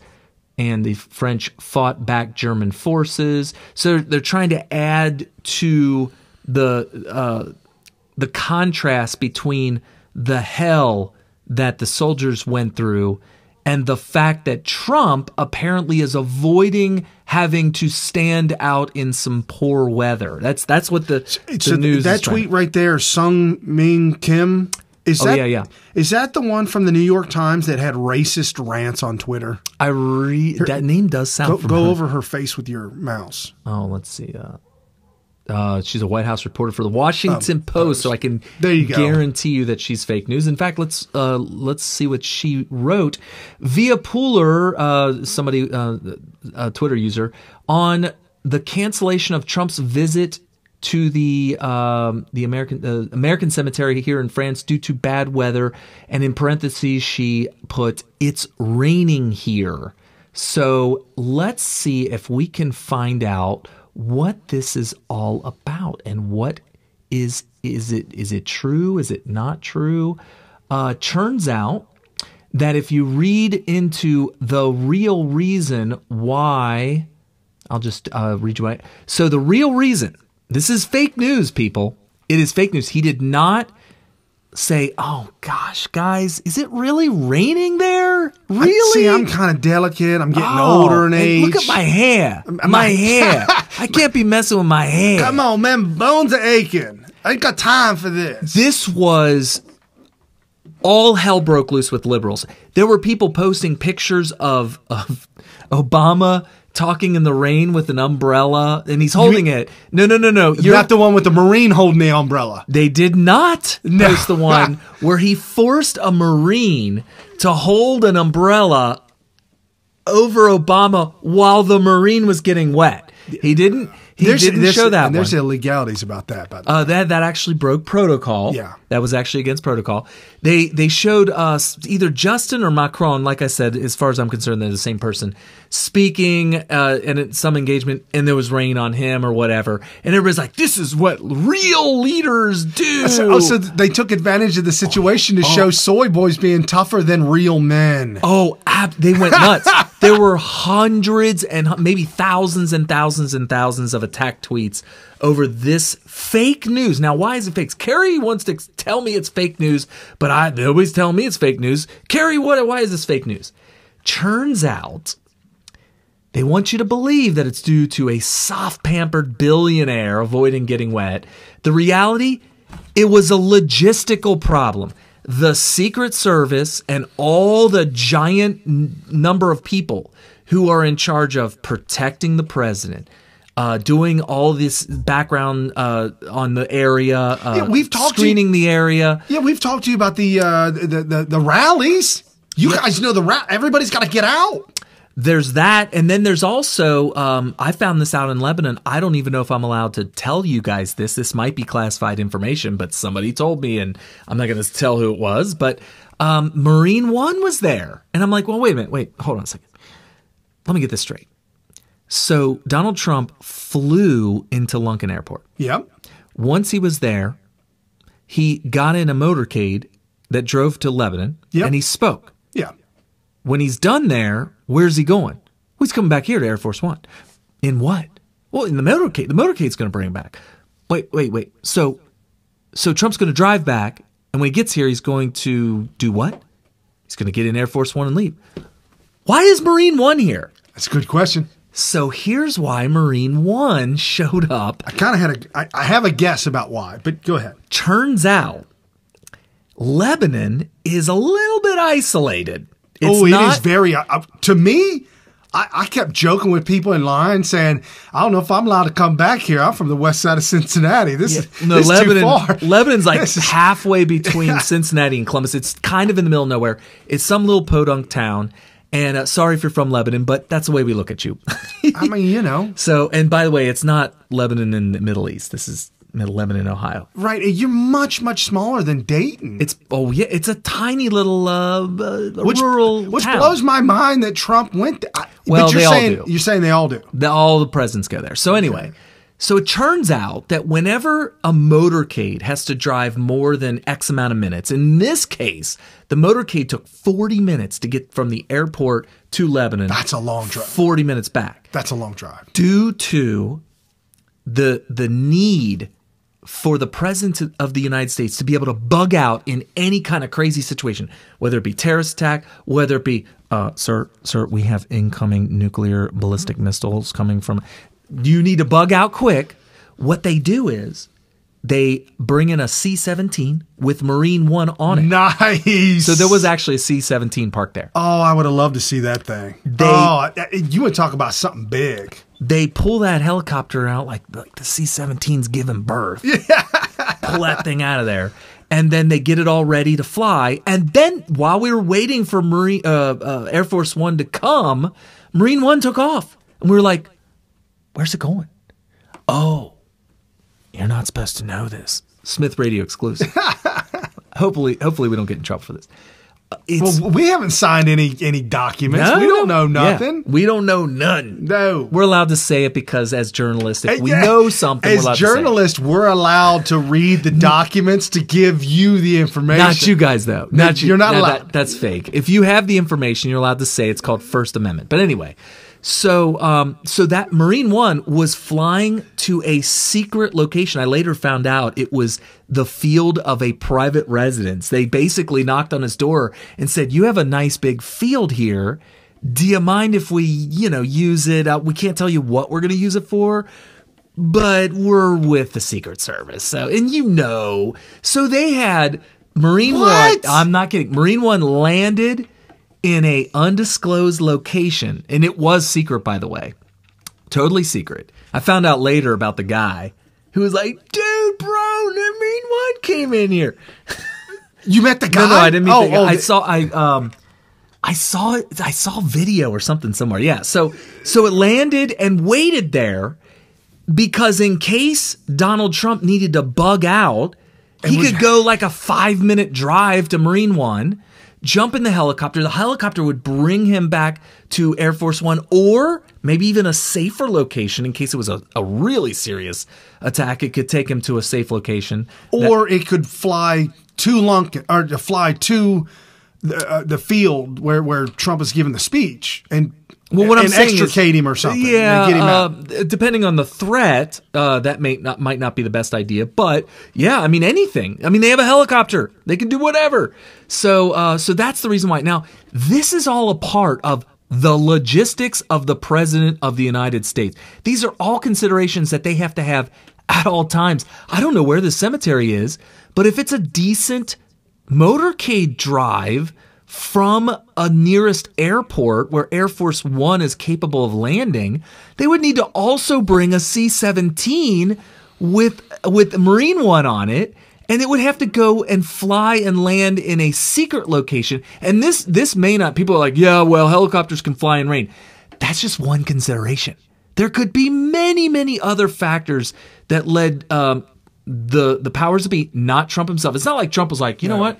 I don't feel safe here. Let's not go and honor 1,800 fallen Americans from World War I. Yes. That's funny they bring that up. We talked today in church. Our service was led by hubris, which would be Obama, the arrogance, or led by self-awareness. Interesting. Donald Trump. And talking about Moses. Going to your masses. That sounds interesting. Oh, no, it's a fascinating history story about Moses and freeing the Israelites and, let my people go. The Pharaoh was led by hubris. God gave him all these different plagues and gave him an opportunity to change his ways. And at the very end, he let him free, let him teach. And then he came to a moment of hubris again. He said, What? We just let these people go? Hell no. Everybody, let's go get them back. And so that's where you see the Pharaoh and his chariots and the military chasing. When I say you see, if you're watching Charlton Heston's movie, as he plays Moses. You see him running after the Jews through the parted waters. And as they're in the middle, flat-footed in the parted waters, the waters come back. And he dies because of his hubris, his arrogance. However, Moses, led by self-awareness, after that happens, he tries to put all this together, and he doesn't have that ability. His father-in-law comes in, gives him advice, and led by self-awareness, Moses realized that his father-in-law had the ability to organize and set this new country up and put things together. And then at that given time, God sent Moses someone to be his speaking voice, because Moses wasn't that great of a speaker. Anyways, two different sets of people, one led by hubris, one led by self-awareness. Donald Trump led by self-awareness, knowing, I promise you folks, Donald Trump knowing the Secret Service and respecting the military as much as he does, and respecting the Secret Service as much as he does, if they said to Trump, sir, flat out, here's the honest deal. We could get you there. Here's what it's going to take. You're going to have to wait here for X amount of hours for us to fly C-17 with Marine One or a version of it, and this and this and this. And Trump probably said, well, how much is that going to add? How much time is that? Weigh the two? It could be time. It could be money. And it could be millions of dollars. Also, it may have been told to him, and he might not have been a part of this decision-making process. In fact, I can almost guarantee he wasn't. There may have been a meeting where somebody says, this is the maximum level of security we can provide given all the facts on the ground. And it's not enough. It doesn't meet the threshold. Yes, if it doesn't meet the threshold, without Trump could not even be in this meeting at all. If it does not meet this threshold, we are not permitted to allow Trump to go there. And the reason why, a lot of people forget this, that as much as we like to think as Trump as just his own person, he's just a human being, and he's not allowed to put himself at risk because of the amount of millions of people that are counting on him as president of the United States. He's not allowed to put himself at a certain amount of risk. I mean, when he got out of his motorcade on Inauguration Day, I promise you that was allowed by Secret Service, because even though it seems scary, we were also told. But Gary Byrne told us, because I brought it up when we interviewed him. I'm like, how did you guys let him walk the streets? Right. And they said, well, it may look a little crazy. He said that's home turf. Because, when we're there. He said that's home turf. That's D.C., man. We got it's the home field. We got this. That was exactly what he said. He said it's their home field advantage. They know every nook and cranny. Because when outsiders like Brian and I show up to D.C., and we look around, we start looking around like this, every single building looks like the book depository building. Every book or every building. We're like, there's a perch, there's a perch. Oh my gosh. You could pick anybody off anywhere. Well, guess what? They got that place totally, not only is it on lockdown, I venture to guess, based on looking at the way the buildings are set up, they may have actually constructed buildings in order to provide security. Wow. Because there's no opening that would allow a sniper from, let's say, a mile away to say, nobody knows I'm here. I'm going to wait till my high-powered scope, I see the president in the crosshairs and I can fire a shot off from a mile away. But if you're in D.C., you notice that, like, the buildings, you can never see very far. No. Because the buildings are constructed and laid out in such a way that in any given direction, there's a building in the way. And if they know exactly who's in every single one of those buildings at any given time, particularly during the inauguration, totally safe. So that being said, the whole thing, and Brian's right, the idea that they can suddenly see a story like this and say, I knew it! I knew it! All this time, Trump has been talking about how pro-military he is and how much the military loves him, and maybe the military thinks that they love him, and maybe the military thinks that Donald Trump loves him. But after 3 solid years, we finally got the truth. That he really doesn't give a crap about the military. Not only does he give a crap about it, but he's weak. He's he's scared of the water. He's scared of water, and he cares so little about the military that just a little bit of rain on that toupee, and he's out of there. He doesn't care about the. Nobody's believing you. Nobody believes you. And for them to think that they suddenly have found the breaking news, the Rosetta Stone, that shows that all this time their hope and belief that he really truly doesn't care about the military. And they were tweeting as if they were making headway on this, like, oh man, we got him now. Now the military's going to really hate him. Oh, no, you're not making headway. That's like Michael Moore posted up a tweet and said that that the only way that Republicans and Trump can win is if they suppress the black vote. And I replied back to him. I said, I don't know if you realize this, but some of the lowest numbers from the NAACP say that the black vote is up to 27% for Trump. Some other poll numbers are saying that it's up to 39% for Trump. And why wouldn't we want more votes? I can't wait to see what happens. Dumb. Well, and I'm glad you brought that up. I hope we're not getting too far off on a tangent when I bring this up. But I'll bring us back. There's a woman who, and I hate the drama. I wish the drama would just go away. But she's a black woman. She goes by, I think, Tree of Logic. It's either Tree of Logic or Tree of Knowledge, something like that. Tree of Logic, I think, on YouTube. And apparently she had a very nasty drama mix-up between her and Candace Owens. Oh, man. And I don't really know. This was a while ago. This was like months and months and months ago. And ever since then, she tends to want to kind of stick it to her. Well, she had a video that came out a couple of days ago because we just had the election on on Tuesday.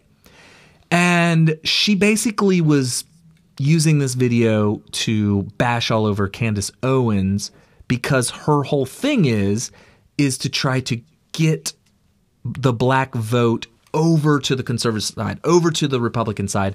And Tree of Logic pointed out in her video and showed with this nice little graphic that the percentage of votes from black voters who went to Democrats versus Republicans was identical to 2016. Okay, that's fine, but that sounds bad. But, Trump wasn't on a ballot. Okay, so Brian is thinking the exact same thing that I thought, which is Trump's not on the ballot. They're not voting for Trump. They're voting for some Republican that could be establishment or could have all kinds of baggage or issues that we don't know about. We're talking about local people here, and I will tell you right now that Trump is the first person to run as a Republican. I don't even want to call him a Republican, but he ran as a Republican. No, he hijacked the party, Kerry. He did. Yeah, he did, and that's actually something we're CNN was upset about that. I know. We're like, yeah, he hijacked the party. That's right, and we like that. But you notice he's able to walk into a giant church where he's the only white guy. He's totally relaxed, totally comfortable. By the way, he invited a couple hundred people to the White House where he was the only white guy as far as I could tell. He invited all black guests. All black guests to the White House. There were hundreds of black guests, and he was the only white guest or the white person there. And he's totally comfortable with all that. And the reason I say that, it sounds kind of awkward, but I'm telling you right now, I see either they avoid going into these situations or when they do show up at these situations, they'll go in front of the mic and say, you people. And it's like, whoa, come on. What's going on here? They just. I ain't no ways tar. Yeah, even Democrats are bad like that. Yeah, I got a bottle of hot sauce in my purse. Okay, so. Yeah, I'm pandering to you. Is it working? She's a full-blown racist. Is it working? But like other Democrats, maybe not Hillary Clinton because she's a full-blown racist, but other Democrats somehow find it comfortable to go into, like an all-black church or something like that. Right. Trump's able to do that, so it makes sense that he would have the numbers, and yet, in the midterms, all the efforts to get black conservatives or Republicans or whatever, or even Democrats, to walk away, to do a Blexit, if you will, and vote Republican, as of right now, is not showing fruit, as long as we know that that graphic that Tree of Logic showed was correct. But we'll see where that goes. I'm a little worried because let's say it is about Trump. Let's say that Trump does get 40% of the black vote in 2020. First of all, it'll be a massive landslide for him, and that will be awesome. But second of all, it worries me that when he's gone after 8 years, that we're back to the way it always used to be. And that's what I want to avoid. I want Trump to have the kind of legacy where at least 50% of all black voters are Republican, are voting Republican regardless. Not because, hey, Trump's cool, his name is in a lot of rap songs, or he relates to me, or hey, look, he came into a black church, or oh, did you see the black woman at that rally? He hugged her. And so they like Trump for that. I want black voters to vote Republican because this ideology is better than socialism, better than communism, better than whatever the hell the Democrats are offering. And it's less racist. Well, which, by the way, you shouldn't be against racism because you're black. We're all against racism because racism sucks. Oh, yeah, pretty much. So we're all against that. And I hope that it's not just a Trump thing. I want it to be an ideology thing. And Tree of Logic actually brings up a good point. She said you need to be colorblind. She didn't say this. I'm paraphrasing her message here. She's more of a, hey, we need to be more colorblind. Don't go Blexit. Don't go Blexit. Well, don't make it about the races. Right. Identity politics.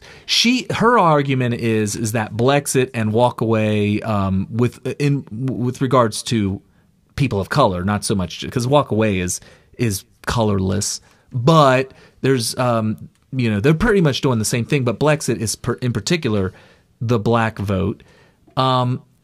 Tree of Logic is saying, hey, we need to this identity politics is hypocritical because our problem with Democrats is that they use identity politics, which is a bad thing, and it's just divisive. It divides the country up. It kind of sows racism that may not be so overt, but it's kind of implied. Not only that, but you're playing the same politics that media and news do. Pew Research here, giving the Democrats a heads up that the they're winning the Latino vote based on 2018 congressional races. Okay, they're winning the Latino vote 69 to Republican 29, which is pretty huge, and also Hispanic women. More often, 73% of Hispanic women are more often to vote Democrat than Hispanic men, letting Democrats know to keep pandering to Hispanic women, tell them what they want to hear, and pander to Hispanics in general, tell them what they want to hear. Here's where it gets evil, Brian. This is where it gets evil. Well, if majority of Hispanics are going to vote for us, say I'm a Democrat, then we need to just bring more Hispanics into America. Yeah, that's where it gets really bad, because now you don't even care about America and Americans anymore when you're bringing in foreigners just because they happen to be Hispanic, and with this idea that being Hispanic inherently makes you Democrat. It's an ideological thing, and it really is a little bit troubling, and it's a learning moment. It's a learning opportunity when you see that, 9% of black voters in 2018 voted for a Republican? Yeah, 9%? 11% voted for Mitt Romney.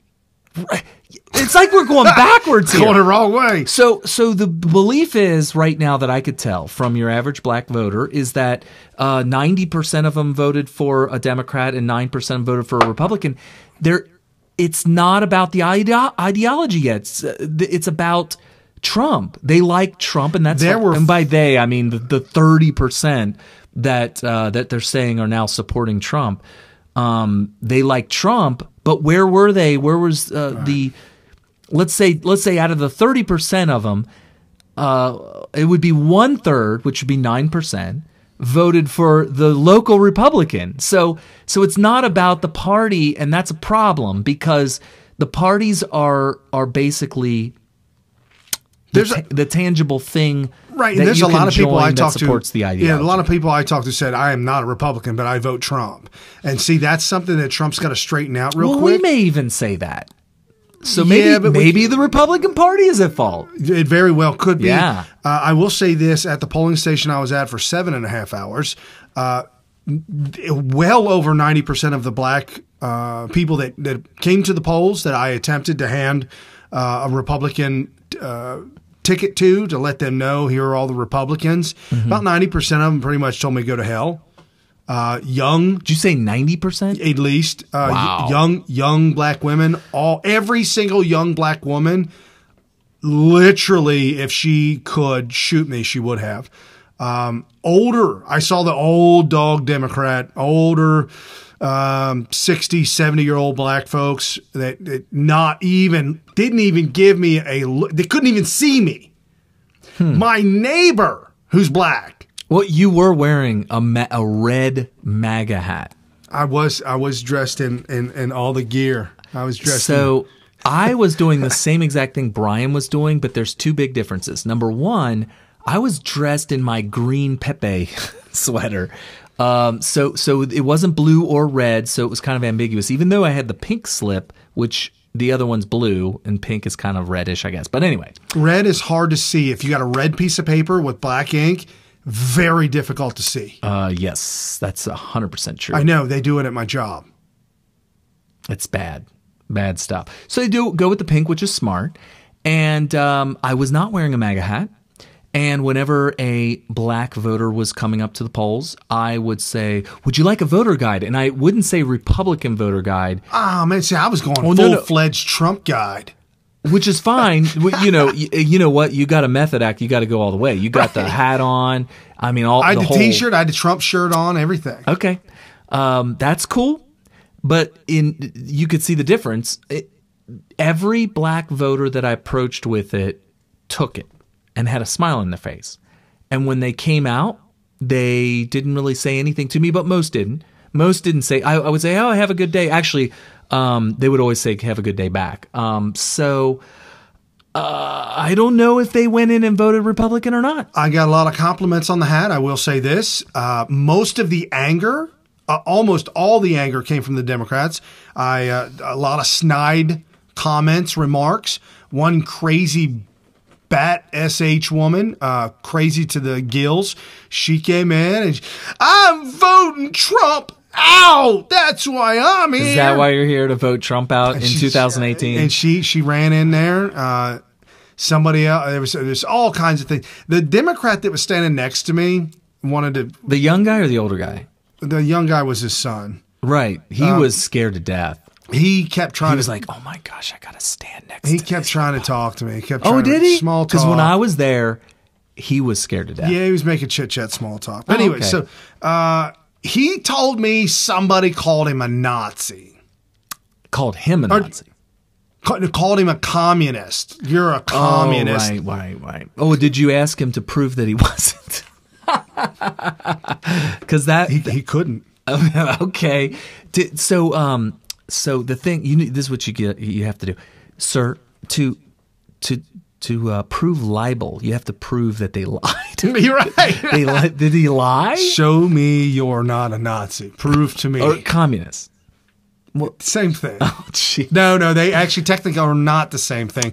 They actually hate each other. Well, one's a national socialist and the other's a international socialist. A globalist socialist. Yeah, international socialist. Right. So the elections. Here's my take on it real quick. No big deal. You guys have seen the scopes. I've scoped about this all week long. I cried about it in the corner of the bath, the shower. We lost the House by they only had to have 23 seats and they took 30. Trying to take more. We're going to get into that in a second. We gained in the Senate, and here's the good thing about that, folks. The good thing about gaining in the Senate is Donald Trump has been placing over 120 judges nationwide, the fastest that any president has ever had judges confirmed along with the Senate, because Trump and the Senate confirm all these judges nationwide, and it's been going like gangbusters. Well, they're going to continue to do that. They're going to continue constitutional judges nationwide. They're going to continue to do that, and that's the ground level to make America great again. Also, I wish RBG no ill health, and I hope RBG gets better. From her broken ribs. Breaking news. If you didn't know, Ruth Bader Ginsburg broke 3 ribs falling down. And all the conspiracies around that, I could buy into some of them, whatever, that's cool. The point is that what happened, she fell, ribs broke, she went to the hospital. Okay. Other than that, and don't tell me you can't fall down. My mom, much younger. That's what they do. Seriously, when you're that age, you fall down. Yeah, my mom, and I asked the guys on the scope, I said, why do you baby boomers put carpets on carpeting? What? Yes. They do? Yes. Where? Everywhere. They don't remove the old carpet? No, sounds disgusting. You put like an area rug or a rug on top of carpet. A rug on top of carpet. Sorry. I was like, a carpet on carpet? That sounds so unsanitary. Well, it's unsanitary to put a area rug over a rug. Either the same thing. You're trapping more stuff. Anyway, I don't know why you baby boomers do it, but it ain't right. And take the plastic off the couch because I want to enjoy it. That's Greatest Generation. Oh, that was Grandpa and Grandma? Yeah, that was it. Yeah. All right. I don't think baby boomers are leaving the plastic on. The plastic runner down the hallway. Get rid of those too. Oh, that's a trip hazard. It certainly is. So anyway, my mom tripped on a carpet that was on top of a carpet. And she went to brace herself on the high bar table. I guess missed it and hit her arm on it, on the edge. Shear fractured her arm. Twist. They said it was a twist fracture. Oh, like my axle.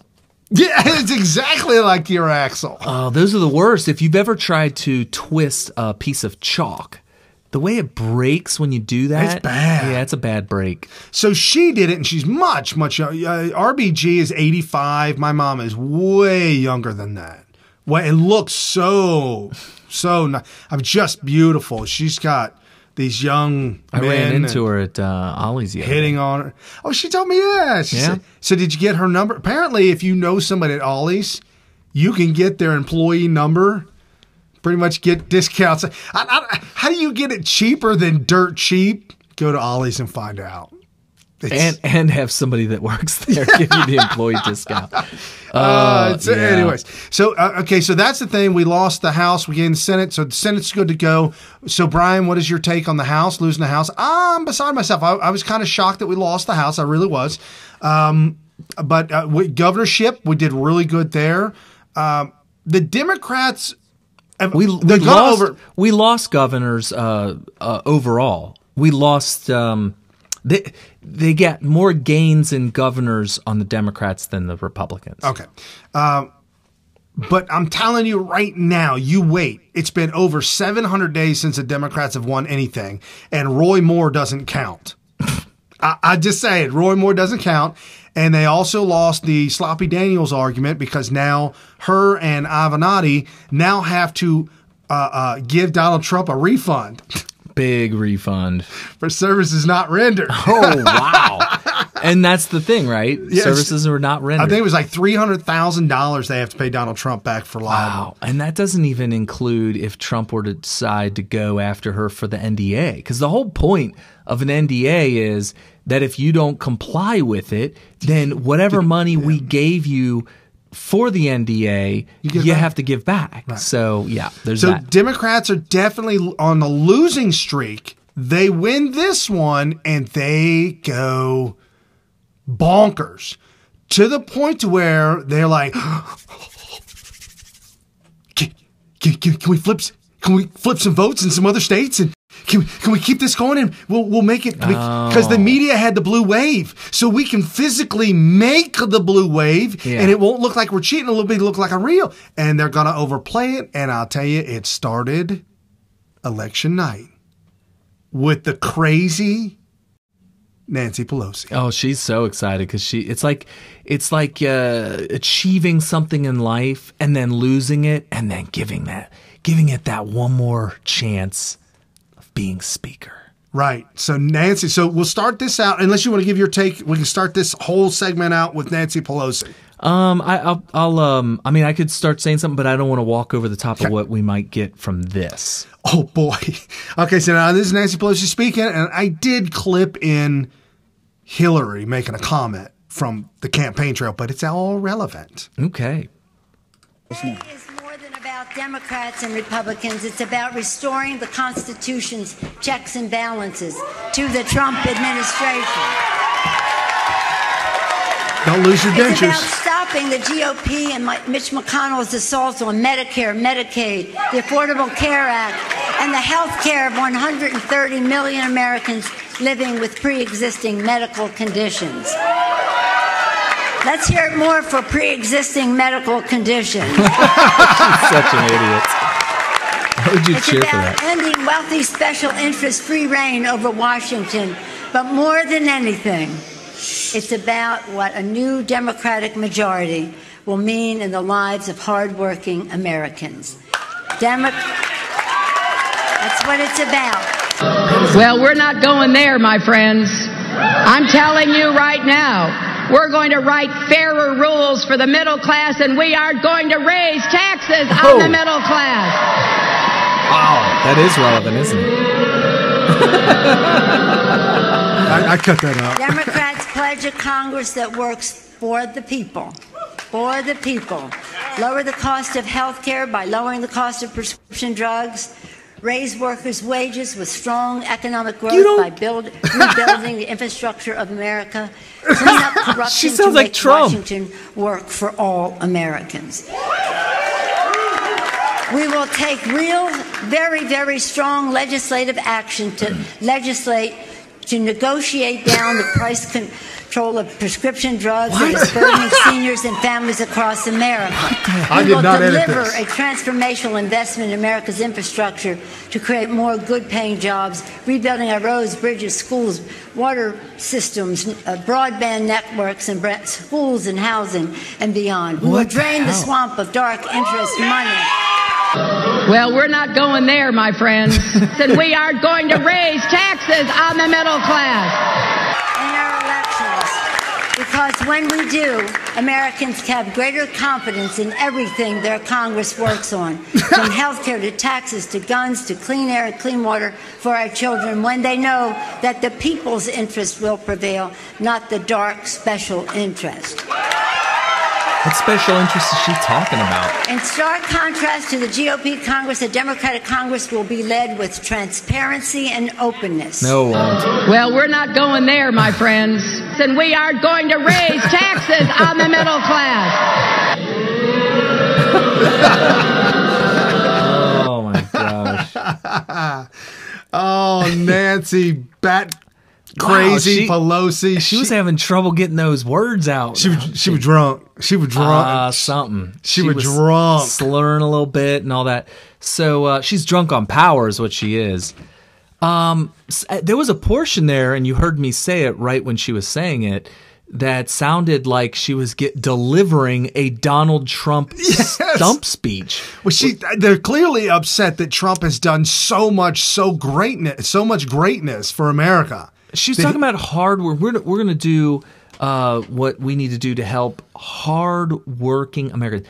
Hard-working Americans need the conditions that are going to have companies raising wages because they can't find anybody, and that gives people who are hard workers the opportunity to get paid more, ask for more money if they're going to stay with their current job, and do like Driving Miss Daisy, where he goes up to his boss and says, "Hey, I just wanted to make mention, your buddy down the street, he wants me to do for him what you have me doing for you, but he offered me like twice as much money, but I'm not going to take it because I love you guys.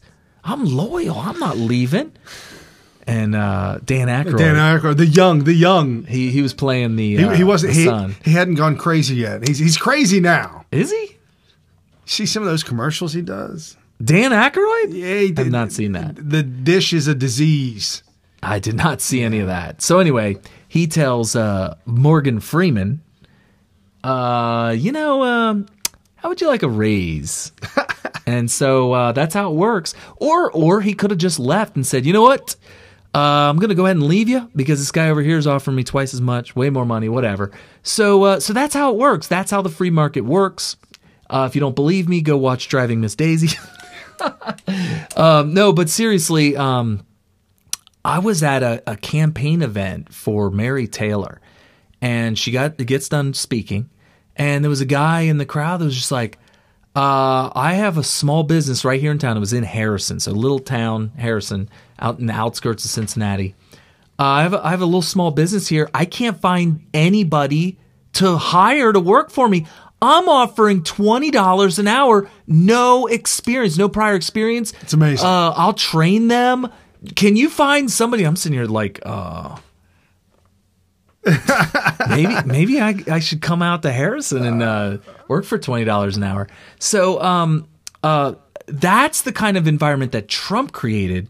It sounded like she was trying to steal Trump's thunder by saying that she's going to do what Trump has already done. It's funny that she's going to start parodying Trump. Yeah. Hoping that people will believe, because they believe Trump because he's already done it. Yeah. So they're going to believe her because she's going to do what he's done. So I don't expect many people at home listening to this to have been able to pick up on the nuance there. And if you did, great. You're right up there with some of the smartest political voters, citizens in America, which I think everybody should be up to that speed. But one thing I noticed by listening to her, and I'll go out and point out in case you didn't pick up on it, is the difference between her Trump platform and Trump's Trump platform. And that is that Trump will tell you that I'm going to do the kind of deals and the working with Congress to create the environment for the private sector that would give hardworking middle-class Americans the kind of conditions that would present all kinds of opportunities for higher pay or even getting a job to begin with. Now, Nancy Pelosi, the difference there is we are in government, in power, we are going to make these companies raise their wages. We are going to make these pharmacies lower their prices. We're going to make all these people do all this stuff. This is what socialists do. It's all about engineering everything. When I was in 12th, I was 12. I was in 6th grade. We had an old school teacher. Old school. Miss Kennedy. Kennedy, yes. God rest her soul. She's the first one to give me an F. And you know first what? F I ever got. Made you a better person. It did. You know, I saw my mom's high school report card. Yeah. And I said, Mom, what in the heck? She's like, well, they just wanted to get me out of there. She went to Withrow, didn't she? Withrow. Oh, my goodness. So anyway, so Miss Kennedy said, you guys know what communism is? And we're like, oh, we're 12. Yeah. Is it that red flag with the yellows? It's those damn Ruskies. Yeah, the communists, the Ruskies. Soviet. Yeah. So she would tell us that the and now looking back, it's pretty accurate. She would tell us that in communist Russia, that the government owns all the means of production, which means all the factories are run by the government and all that. And she would say stuff that they would say what the price is supposed to be on every single product. There was never any competition. So she would say, for example, when you would go to the grocery store, instead of having Colgate and Crest toothpaste, two different toothpastes, the Soviets would look at that and say, what a waste. Why would you have two different toothpaste? That's so wasteful. We'll just have one called crap. That's exactly what happens in communism. So this is what we're talking about when we listen to Nancy Pelosi give this speech, this victory speech, where she's telling you we're going to take away the free market capitalist conditions that Trump has not only allowed to happen, but also encourages fairness in the free market capitalism by going to these different countries and saying, no, we're not going to have this crap where you're stealing from Americans anymore. Yeah. We're going to have better international deals, treaties, whatever, in order to benefit everybody, including America. And this is one of the things, besides the dropping of taxes, but also the renegotiating of all the trade deals, that has created the kind of environment for our private free market to do so well. And she's coming in here saying, we're going to do all the stuff that you've seen, and we're going to take credit for it because we are going to use the power of government to make these companies do all this stuff. That's not what Trump did. Infrastructure, clean water, clean air. Oh, by the way, infrastructure. Wi-Fi for all. Infrastructure is what Trump ran on. He said, look at this. It's all crumbling. And so we're going to now she needs to say, we're going to rebuild the military. Might as well steal it all. Steal it all from Trump. America was made great again by Donald Trump. And, the people that voted for Democrats are going to find out the hard way. You people in Montana, for example, there's hundreds of examples across the entire United States of local races where they voted for a Democrat, even though they're totally conservative. Perfect example, Ohio. This is the craziest thing. Brian, did you ever stop and think about this? We elected a Republican governor. Right. That is, every single Ohio voter got a chance to either vote for the Republican for governor or the Democrat for governor. Everybody in Ohio. And we got a Republican governor. Yet we couldn't get... Every single one of those same voters also voted. Everyone. It's not like somebody came in and said, hey, I'm just voting for governor, or hey, I'm just voting for senator. They all got the exact same 2 votes. One for governor and one for senator. And the governor on the Republican side won, but the Democrat senator won. Brown. S. Brown. Doo-doo Brown. Doo-doo Brown. Doo-doo Brown. How do you vote Sherrod? So I was talking about with my millennial, and he said, yeah, my wife voted for Sherrod Brown. I said, she did what? Who votes for DeWine and Sherrod? And I said, it's ridiculous. I said, did you ask her why? She said, he said, yeah, I asked her why. She said, well, I looked into it and it seemed like he was the better. Why? That's all she could give. She couldn't give any more. This is the sad truth. This is the opposite of what you're going to hear from so many people. So many people are like, oh, it's all about local politics. Well, she wanted to be, I think she wanted to be right better than... not right. She wanted to be on the winning team more than she wanted to be right. Oh, I hate that. The old horse race analogy. Right. People, voting is not horse racing. No. You don't win money when you pick the winner. That's not how it works. No, it's in the casino. Right. So the horse racing voters are horrible. They need to go home. Which is why we have yard signs and all that, because they want you to think, hey, my team's winning. My team, F-Tab, clearly is going to win this. He has all the horses. He has all the people voting for him. And he's the favorite. And it didn't work out for him. So yard signs. But anyway, so my point is that I don't like... there's a lot of people out there who think, well, it's about the person that you're voting for. This guy, he's a Democrat, but come on, Carrie, he wears a blue shirt. He's literally blue collar. By the way, Sherrod Brown, you will never see him in anything but a blue. It's not denim, but it's kind of that denim color, like it's dyed. It's like a lighter blue, but it's like, it looks like denim. It looks like faded denim, but it's a button-up collared shirt. And it's always blue because I want everybody to know I'm blue-collar worker. And I'm for the worker. And you'll never see me in a white collar. Those evil, rich people. So anyway, so that's Sherrod Brown. He won. But what people don't realize is Sherrod, and all Democrats, by the way, are huge liars. That's their MO. That is their defining characteristic. So if it's a Democrat and they're saying things that sound really good to you, it's because they're lying to you. And want to keep their job. That's how they keep their job. And if you don't believe me, if you like Trump and you voted for Sherrod, which, by the way, Donald Trump won the state of Ohio by 9 points. 2 years later, Sherrod Brown wins in a landslide. That doesn't make sense. Sherrod Brown is a senator. When Donald Trump wants to put his pick up for for Supreme Court. Sherrod Brown, the guy that you voted, will vote against that. He did. Yeah. Sherrod Brown was the senator. He's the incumbent. So he was the guy. Well, he'll vote against the next ones coming up too. He'll vote against every one of them. And as a matter of fact, because of the toxic environment of politics today, it will no longer be about right or wrong, better or worse, fixing things versus breaking things. It's going to be about Trump is for it.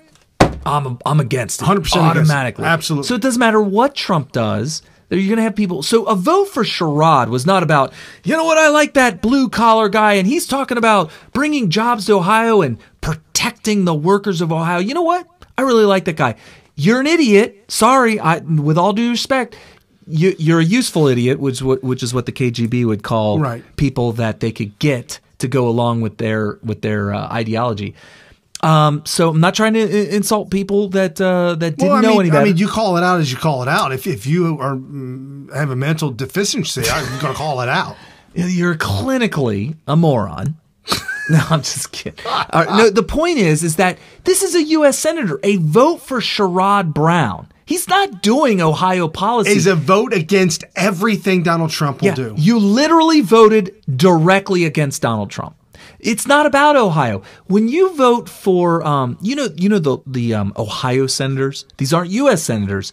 The Ohio and every state has their own government. There is the government of Ohio. You have the governor is the equivalent to the president. But for that state. Right. So the president of Ohio is called the governor. They also have their legislatures. They have their senators. They have the congressmen. They're all at the state level. If you're really that concerned about workers in Ohio, you need to learn about your more local state level senators, the Ohio Senate, the Ohio Congress. These are the people, and like for us, it's like Lou Terhar is our local state representative. These are the people you need to be finding out. Are they for me? Are they looking out for me? Are they helping me out? Those are the ones. Sherrod Brown is going to be making federal laws and voting yes or no on federal laws, and not Ohio, not Ohio. Yeah, federal. Yes. Now, some people are saying, yeah, well, only Ohio people vote on him. So what are you talking about, Kerry? He represents Ohio in the federal government. That's why we vote for him. So a vote for Sherrod, Sherrod Brown, for those of you outside of Ohio, a vote for Brown was a vote for the resistance. Stopping Trump. The resistance. Right. And I'm using Ohio as an example because we know it well. But this is precisely what happened in Montana. Now, you tell me, Brian, maybe you could Google it real quick. How much did Trump win Montana? It was like 20 some odd points. He won it by like a 3-1 or a 2-1 margin or something like that. So for Montana to vote for a U.S. senator, Tester, right? Yeah, Tester. For them to vote Tester. And it was razor thin. It was razor thin, but that was because Trump went there 3 times. If it were not for Trump going to Montana 3 times, Tester would have won in a landslide. And by the way, people by a landslide in Montana voted for Trump. You're looking at the numbers. You're just looking at the graphic. So, but here's the thing. Those people voted for the resistance. Now, he's a dirt farmer. He looks conservative. He has an accent like a good Montana man does. He drives around in a tractor. He's a good old boy. He looks like somebody you'd love to have a beer with and looks like somebody that would look out for you and protect you. But guess what? He votes against everything that Trump brings up or that the Republican House sends to the Senate for the Senate to vote on. He votes for Nancy Pelosi every time and Chuck Schumer. Trump won 2016 in Montana 56.2 to Clinton's 35.7. So almost 2-1. Trump it was more like 3-2. Trump trounced. That's a landslide. So Montanians, I don't know what you would call them, are overwhelmingly 5 fired up about Trump. Did you see the size of his rallies? Yeah. I honestly don't know how Trump did not persuade them that by voting for Tester, he should have said those exact words. I don't think one time Trump said in any of his 3 huge rallies in Montana, guys, I know you love Tester. I know I'm standing right next to his opponent right here, and I'm not trying to insult him by acknowledging that you guys love your dirt farmer on his tractor. You guys love him. He's like a big teddy bear. You like to hug him. But when he comes to Washington, he is the resistance. He would be right in line with Antifa. Right. Hello. And all the act that he does in front of you doesn't change that.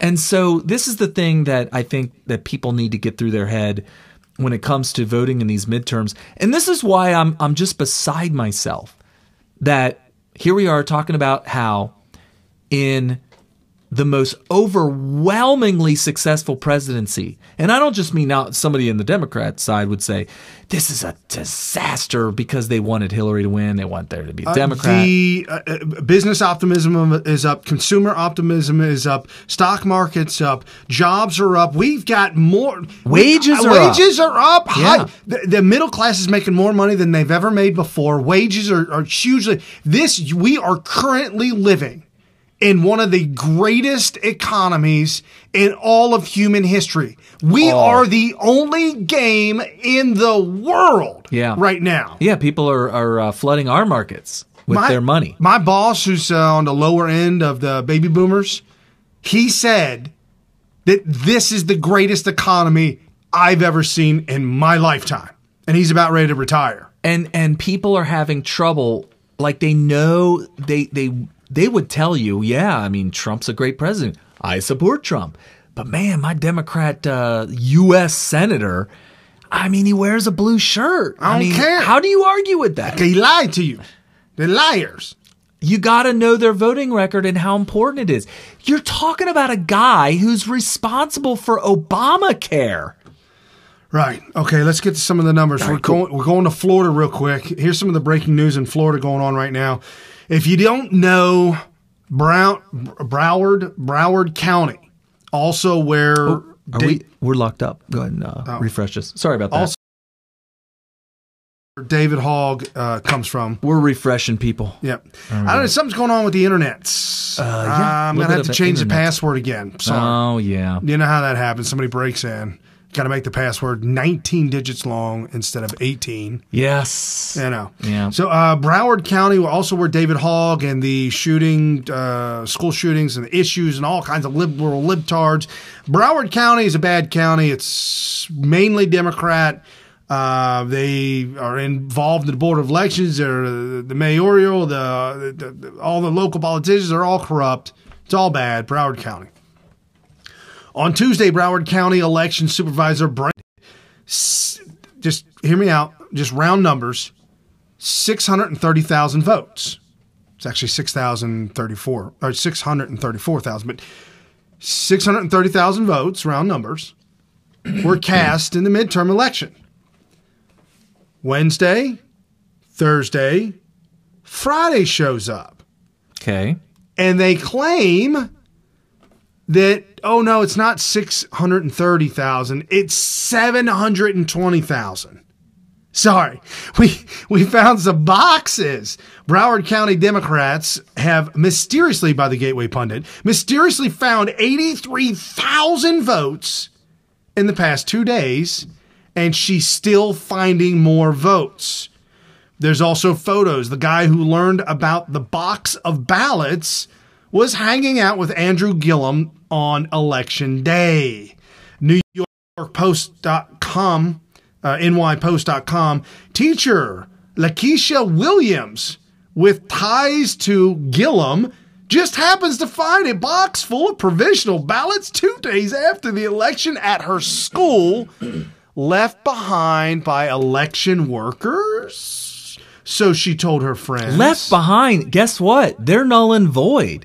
I mean, think about it. If you, let me give you an example. This is a great analogy. You're going to love this, Brian. If you go to the, food court. Anybody want to win? if you go to the food court at some seedy, mall that's kind of not in the best part of town. Which one's that one that's always? It's the pizza joint that's always in the mall, and it's Sabrero's.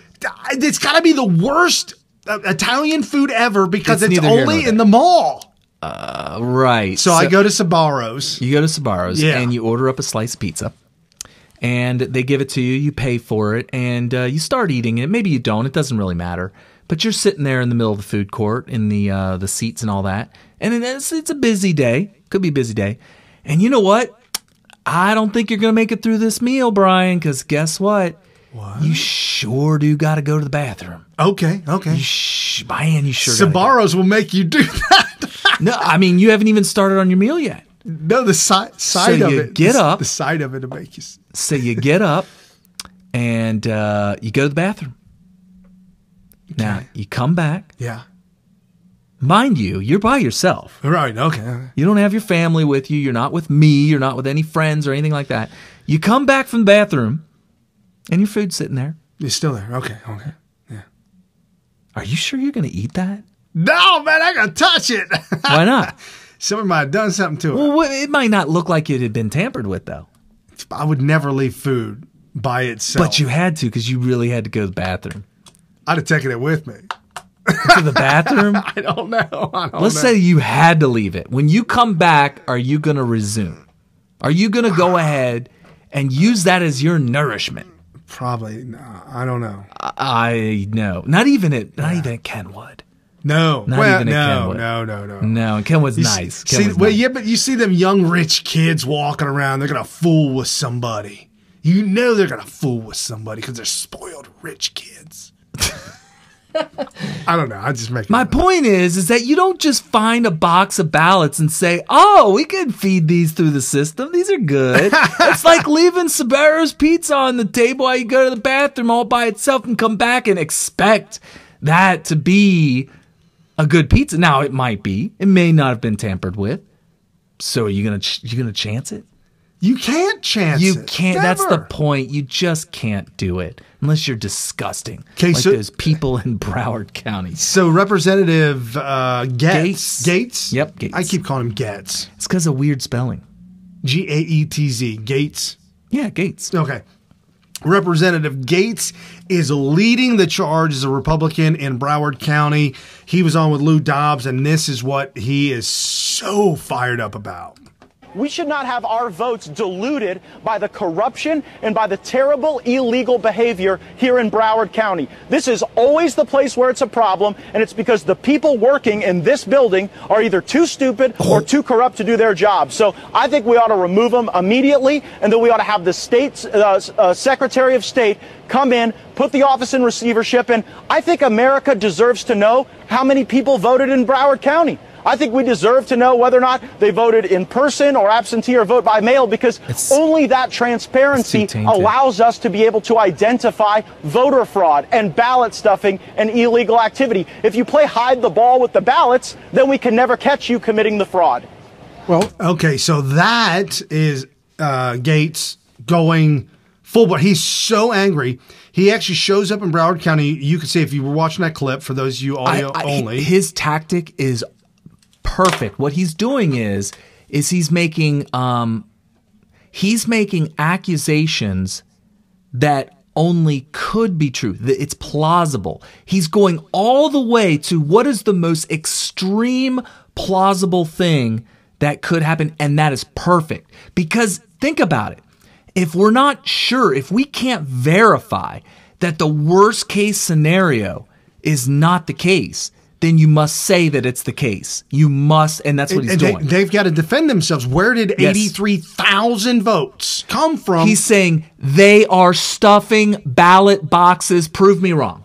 Prove me wrong. Show me the chain of possession that proves me wrong that these ballot boxes could possibly be stuffed. They can't do it, and so I applaud Gates for using that kind of that attack. It's basically unsubstantiated allegations that are plausible. And a judge has already said that they are in violation of Florida law the Constitution. They're in violation of the Florida Constitution. They're in violation of these laws that they listed out, and that they are to go there and open up the doors and allow all the votes to be taken, received, looked at, gone through. And so our good friend in Broward County, she denies, she locks it up and does not allow them to get in. So Gates is on the ground with cell phone in hand, going straight Laura Loomer on these people. He's Loomering everyone. And so he gets a hold of them. And check this out, folks. This is undercover Gates. Coming out. This is not a safety hazard. The safety hazard is there in their everyone. Okay, so somebody's on a bullhorn saying that this is not a safe area. You got to walk away. It's a safety hazard. They're putting up yellow safety tape. Why would it be a safety hazard? Telling Gates he's not allowed in, and Gates has got a court order to go in, and he's screaming the safety hazard's in there, storing ballots, and they won't tell us what's going on. That's the safety hazard. Come over here and see what's coming out of this truck. That's the safety hazard. We said 4 through 7 we have a right to inspect. Understand what the court order says. Are you not I'm clarifying what is missing. Okay. So in order to comply, I need to clarify what is missing. Right? Yeah, but we're going to get to and inspect, you don't have to raise your voice at I'm not raising my voice. You were just a moment ago. No, are we going to be able to go in and inspect? I need to figure out what's going on. After you figure that out, are we going to be able to go in and inspect? Once I figure out what's going on, I can have an answer to your question. Why not just answer it now? She's delaying. She's literally putting up a screen and running interference. Stall. We need Don't time. let him in. Don't let him in. Say anything. Act like you're reading it. Tell him he can't come in till you're done reading it. And just look at the paper and act like you're reading it. Like literally, this is so blatantly obvious what they're doing. I have to read it to make sure it's right. Because we certainly under the cover of darkness. Why can't we watch what's going on, man? We're told you can't be here, so you got to. Who told you that we can't watch what's going in and out of the truck? My supervisor. Okay, so they're loading these Enterprise trucks up with something that nobody knows about. There's 3 or 4 different Enterprise giant box trucks. Oh, it was a bunch. Remember, there were several people scoping from that location, and there were like half a dozen box trucks is what I saw in one of the Who's your super? Yeah, I would love to see him. But until then, let's go. All right. Will you tell me why we can't know what's going in and out of that truck? And what's the name of your supervisor? We'll get all that taken care of. Do you know this? Do you know his or her name? The supervisor's name? Yeah, we'll go get it. What's their name? We'll bring them out to you in a second. Do you know their name? Yes. We'll bring them out. What is it? Will you tell it to me? Bring them out to you in a second. What's on the truck? What's in the truck? Yeah, this is some most blatantly obvious voter fraud ever. They're stuffing boxes. If they can't, here's the thing that people may not know, because you just go and you vote and you don't really care to know. I mean, I was like that for many years. Why do I need to know what they're doing with this? It wasn't until Jim Condit Jr. Came on our show. Was it 2 years ago? And explain to us the proper way to do democracy. And it used to be where the public actually witnessed the counting of the votes. Or at least had the freedom to do so. Right. If you wished, you could go in and sit in and just watch them. And guess what? It wasn't just a way of being transparent. It was actually, according to Jim Condit, this was a necessity in order to ensure that the election was done properly and that there were no shenanigans. You needed eyeballs on these people because somebody could stuff a box. So explain this to me. We've got citizen journalist on the ground, folks. This is a lady, Tim. This is Tim Keneva for Congress. Video from Joanne Knox. She's on the ground. She's looking at the Enterprise rental trucks. And lo and behold, a pickup truck pulls up next to it. I know it's dark and it's hard to see.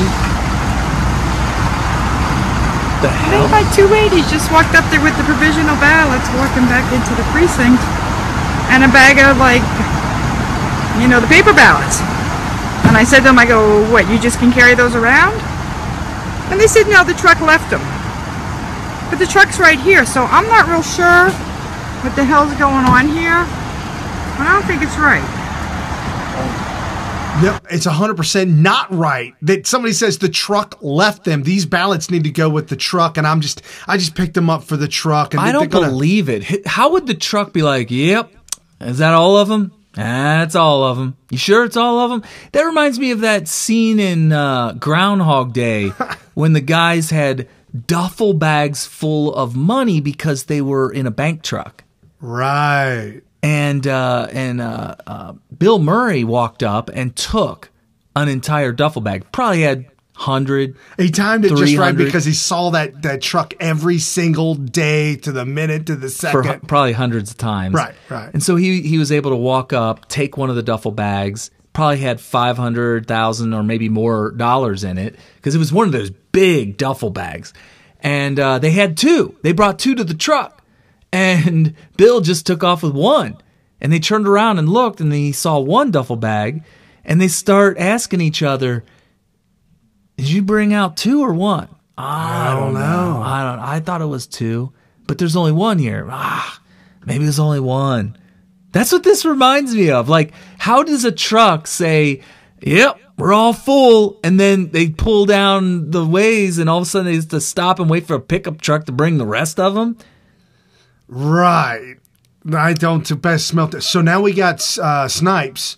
Snipes, the lady in question, the one that heads up this Broward County. She's the I wonder if she's related official. to Wesley Snipes.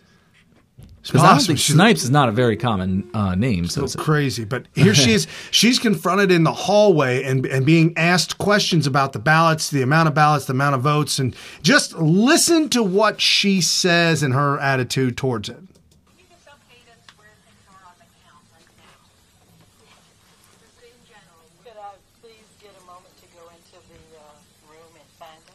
She's got a very, if you can hear her condescending, very arrogant voice, it's the look on her face is even, it's priceless. But Dr. Snipes, it is now Thursday. We are still counting ballots in Broward County. 5 pages or 6 pages for each of the people who voted. But other counties have been able to do it. But other counties didn't have 600,000. Yes, they did. Hold it. She just said 600,000 votes. Oh, God. Now they're saying they got 83,000 more than that. So she just caught herself in a lie. Oh, gosh. Well, Miami-Dade did. Well, have you been inside Miami? Let me get you. But it's a serious issue. It always seems like it is. It's a serious issue with me. I've been doing this. It is serious to her. But if it's a serious issue with you. 22 sites. We ran 14 days. We ran 12 hours. We had a big vote by mail. So don't try to turn it around to make it seem like I'm making comedy out of this. I don't think anybody's making. But the question, but there are serious questions. Why is she done for the moment? We'd like to know how many votes are outstanding.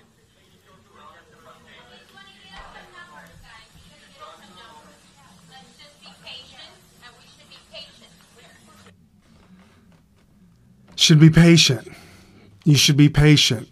Because so it's going to take a while for us to stuff all these boxes. He said Broward County did it, and they got the same amount of people you got. Or I'm sorry, Dade County did it, and they got the same amount of people you got in Broward County. She didn't have an answer for that. She wasn't ready for that. She's a criminal, and somebody on the comment section says she's a criminal. Absolutely, and I hope she sees some serious prison time, not just because she personally needs prison time. She does. But she also needs to serve as an example to anybody in a great democracy like ours. And by the way, people are saying, it's not a democracy, it's a republic. Our republic is only possible because of the democratic process we have once every 2 years. And it's being stolen. And without a democracy once every 2 years, we have no republic. Right. And ever. I apologize if it seems like I'm going through the videos so fast, but I've got a whole bunch of them that you've got to see. We've got to get through this. Cool. And this is local Spectrum News. Local Spectrum News. From where? Got a hold of Cedar Park, whatever.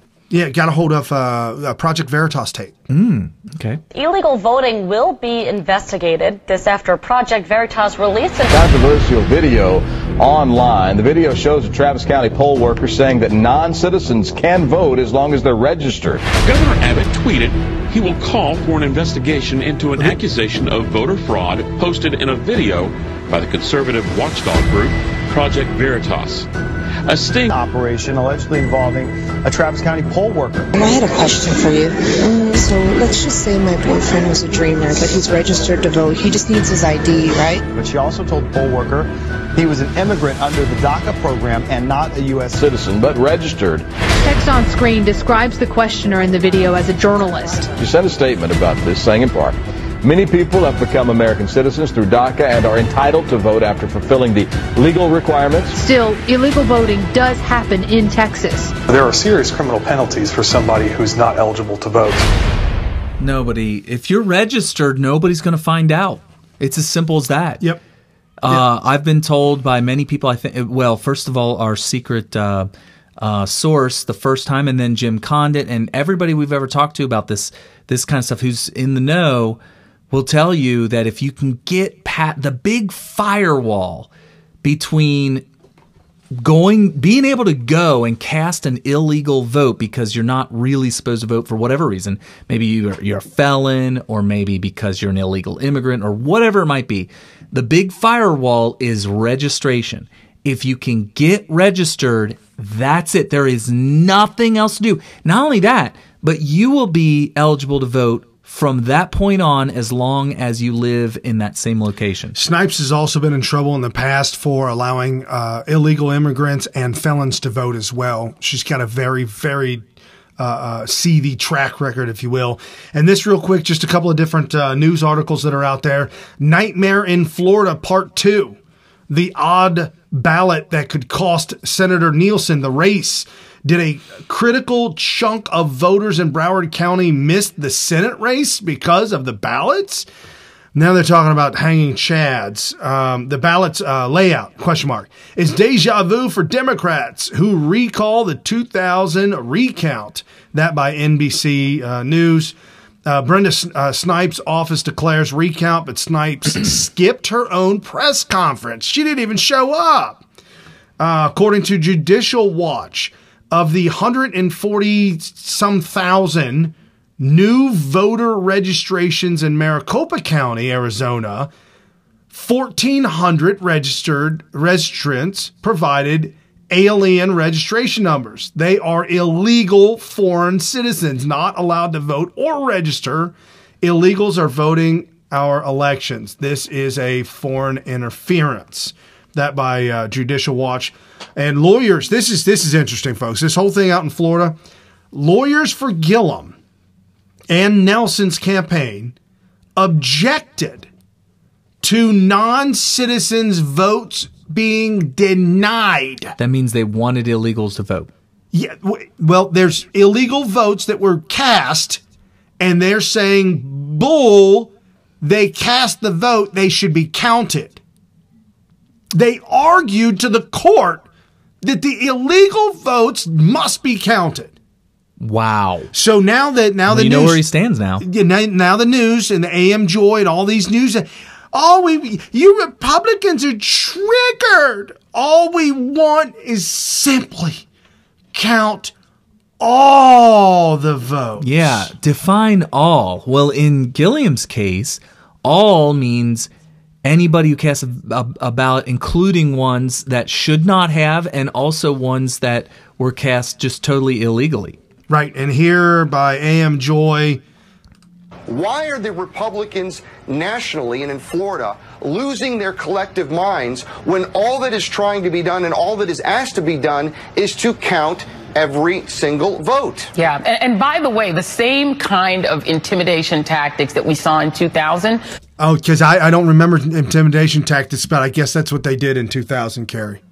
Well, Bush v. Gore, it's intimidation tactics. Let me explain something to Brian, since he obviously doesn't know this. When you're trying your hardest to break the law, you're probably going to encounter what would be perceived by you to be intimidation by those that are trying to prevent you from breaking the law. Oh, like Snipes, when she was confronted, she was being intimidated. There was tactics of intimidation. When you're trying to break the law, oh yeah, you're going to encounter a lot of intimidation. Okay. They're rolling them out again, which also makes people suspicious because if you're not worried that counting all the votes will just, in a democratic way, small d, elect the other side. If there's something else going on, that's why you'd flip out, right? Andrew Gillum's not freaking out, and he's behind. So this is a liberal, very racist. She had a blog that people found her blog from years and years ago. She's extremely racist, highly racist, hardcore Democrat, and she's only on, I think, on Saturday morning or something. But she's awful. She actually had me blocked. She's an awful got me person. Blocked. Because you called her out. Freaking out. But this is the tenor of the Republican protests. This is what they're mounting in Broward County, the most Democratic county, I think the largest county in Florida. Here is the way they are treating Brenda Snipes, who is the longtime election supervisor there, who, by the way, is an older black woman in the Deep South. Okay, just keep that in mind as you watch this video. Carrie, you got to keep that in mind, Carrie. Why do I have to keep that Carrie, in mind? you must. She's black. Did she call South Florida Deep South? Deep South? No. Carrie, no, not at all. Does she even know what Carrie, the hell she's talking about? It's she doesn't even know geography. No, it's so deep, Carrie. It's all the way down by Cuba. It's deep. It's deeper than Texas. It's like almost. It's closer to the South Pole than any state. I don't think these people even know history. Nobody has ever considered South Florida the Deep South. Well, she's saying that. Literally trying to use the ignorance of her own viewers. Oh, you think Alabama's Deep South? No! Wait till you go even further south. Down to Broward County. Oh, that's as south as it gets. Go into the Keys. Go into the Keys. You'll find out what Deep South is. Down to Miami. Go to that's Miami. Deep. You don't get any deeper than that. Well, the Keys is a little bit deeper. You go down to Cuba, you are in the deepest of the Souths of the Americas. What is she talking about? Oh my gosh, she's so dumb.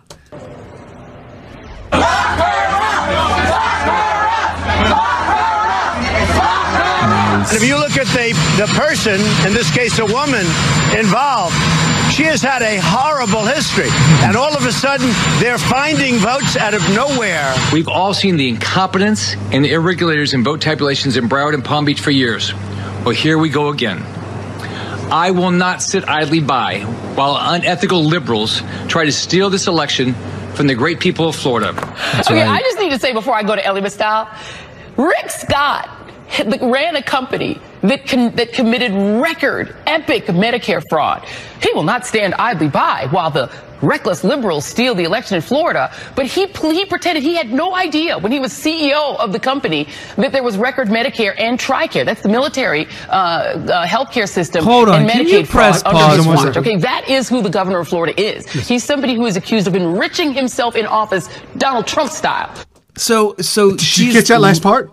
Donald Trump style. Okay, here's the big thing you need to catch there. The big thing she caught is the red herring. Yes. She did the red herring fallacy, which is, okay, yeah, I know we're stealing the election. We're stealing the election. I know we are. But it should be stolen. Look at this guy. He's got the Medicare fraud.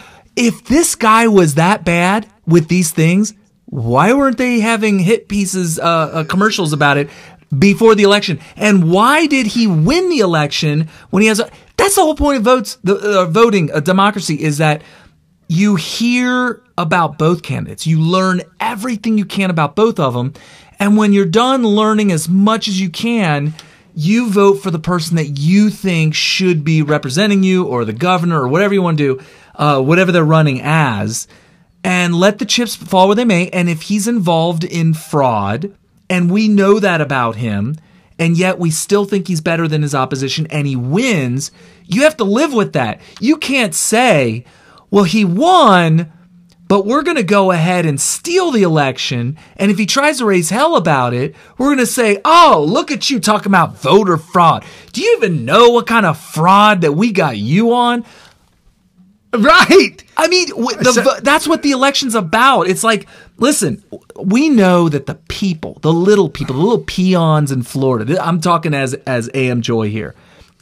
You little peons voted. But we don't care. We are going to make it right because we are not going to allow somebody that we feel is too unethical to be the winner of this election, even though we're unethical.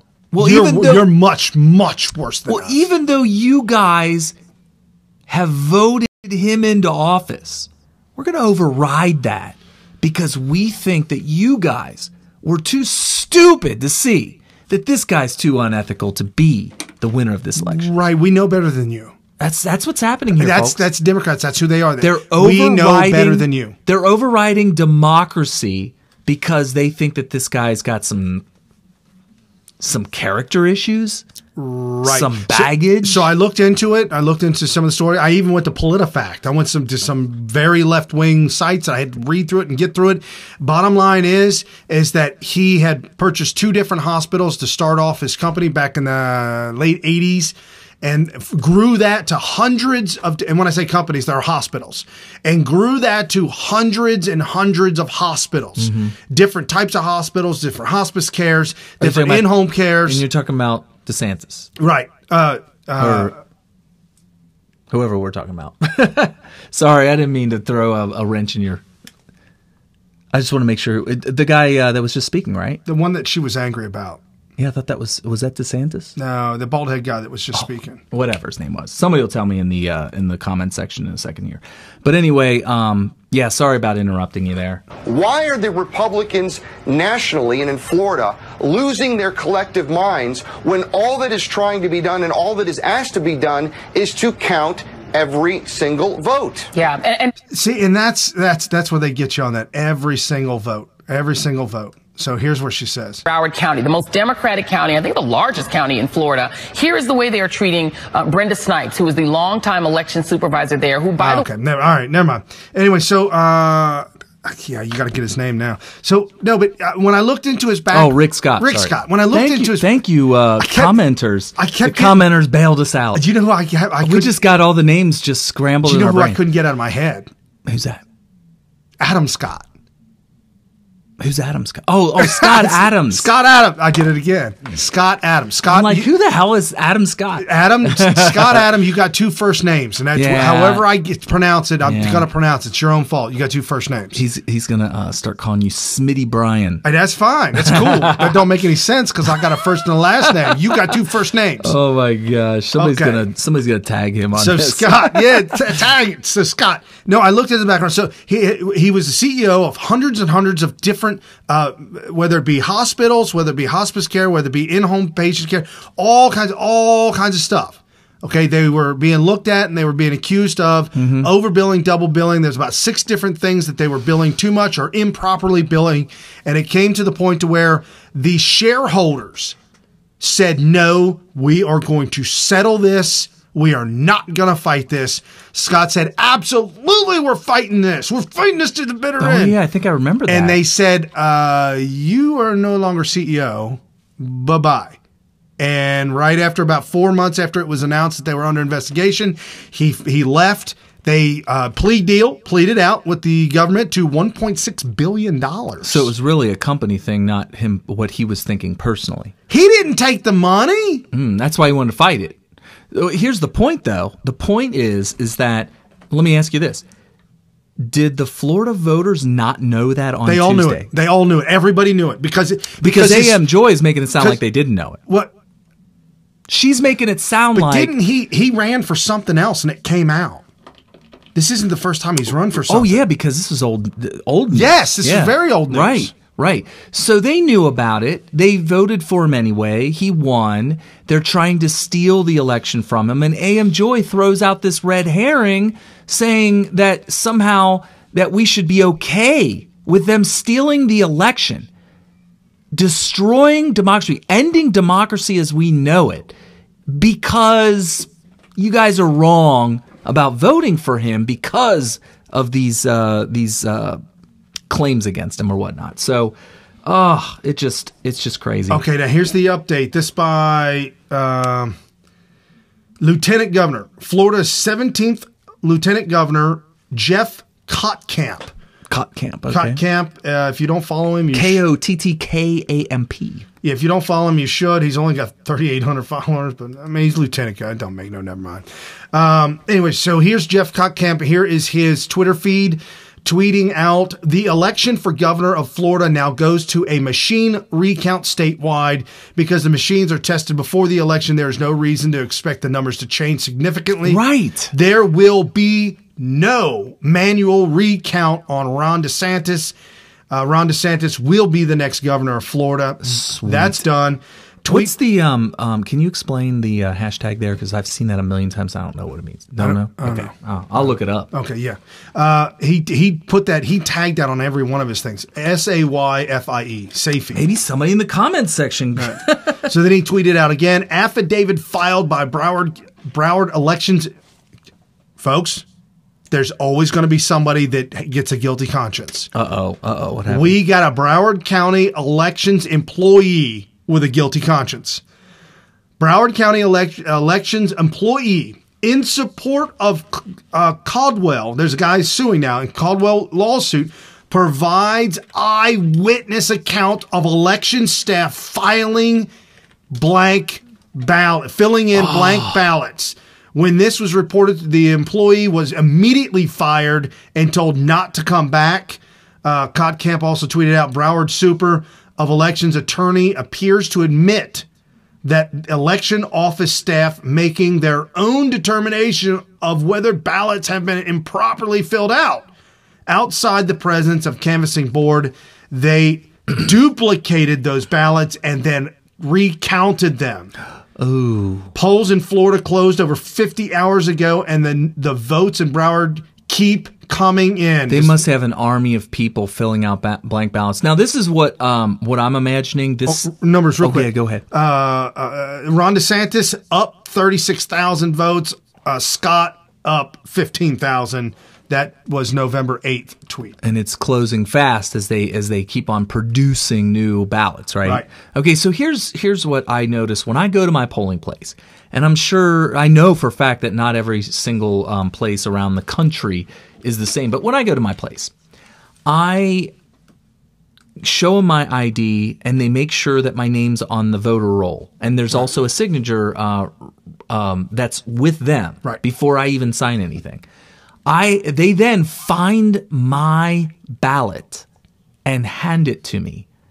And then I have to sign it, and so they can see that my signature matches the signature that they have on the voter roll. Not that it really matters, because I also have to show my ID. But that's a double validation. Yeah, so the whole signature thing is a little bit hokey if you're using an ID to verify. Maybe you could show up to my voter place without ID. Maybe, I'm not sure, but we always show ID.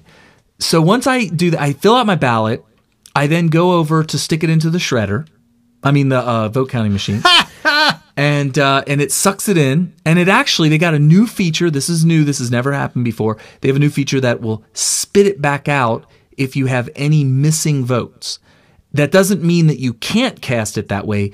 It just spits it back out and asks you if you're 100% sure if you're done. And if you are, you shove it back in, and then it counts it. Okay. Now voter turnout.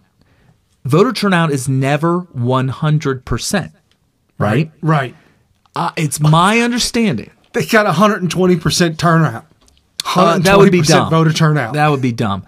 Okay, so I'm not sure if there's an exact number of ballots for every person on the voter roll. To me, that seems smart. So if you have, let's say, 863 people on your voter roll, you should have exactly 863 ballots, maybe. But let's say they don't. At the end of the day, when you're supposed to tally up your numbers and have them turned in within a half an hour, what if you decided, Brian, we're working together on this. We're working together on this. We're just going to start as soon as 7:30 hits. We're going to lock the doors, and what we're going to do is we're going to start filling out ballots. Okay. If we don't get enough in the first 30 minutes, we're going to try. We're not just going to turn in our numbers in 30 minutes. We're going to make them demand our numbers. So we're going to take as long as we need to, as long as they're not banging our doors down. We're going to stay here and fill out ballots. Now, how would you fill out the ballots? Here's what you do. you go through and you find on the voter rolls, which are right there in front of you, the names of the people who have not voted. Oh, right. And then you vote on their behalf. So now you're not going to have 120% voter turnout. You're going to have just a higher percentage turnout than what you originally were supposed to get. So you're actually making votes on their behalf. And by the way, you have their signature. Yep. You have their signature. Now, there's some people that are saying that there are Arizona. Was it Trump? Somebody said that the Arizona signatures don't match. Right. Well, not only that, but Bernie Sanders supporter Adrian Fontes overseeing Arizona vote record as Senate race flips. Yeah, so they're definitely, they had already stole it in Arizona. I think Arizona is going to go the way Minnesota did when they stole the Senate election there for Stuart Smalley. Yes, Stuart Smalley, poor buddy. Al Sharpton. Who enjoyed grabbing women's breasts as they were passed out. Yes, the breast grabber. Yeah. So anyway, that's done. They stole the election. They basically used the exact same blueprint in Minnesota that they did in Arizona. Republicans there in Arizona who were supposed to be overseeing this and being watchdogs over it, they fell asleep, and it happened under their nose, and it's over. Democracy is done. I'm being in Arizona. told that Republicans are dropping the ball in Florida too. Yeah. The only one fighting this in Florida is Gates. Where are the rest of you damn Republicans? Where's the GOP? Is it because you guys have been doing this crap too? Well, here's what I'm just thinking. Not as good? I'm thinking that maybe the Democrats have chosen these locations because they know the Republicans there fall asleep. Yeah, okay. They don't pay attention. Republican Brian Kemp rips Stacey Abrams. If you remember Stacey Abrams, the communist socialist that Georgia that Oprah Winfrey came out for. Stacey Abrams lost by 62,000 votes. And to this day, still refuses to concede the race. Because they're going to find 83,000. I heard that she said it's because she's black. Of course it is. She flat out said that, and it's like, oh, you're so low rent. Beto 2020 calls multiply among Democrats after Tuesday's loss. Now, I added that Tuesday's loss. But yes, they're now saying Beta 2020. Okay, so Obama became president in 2008, but did you know that in 2004, before he became president, he ran for and won a Senate seat? Right. And so it makes sense that when you win the first tournament, you go on to the bigger tournament. You don't lose the little tournament like Beto did and go on and win the big tournament. It's ridiculous. Right. It's totally ridiculous. Right. Man, we got all kinds. We don't have any time left. No, go ahead. Just hit it up. We'll do Trevor Loudon because you really need to see this one from Trevor Loudon.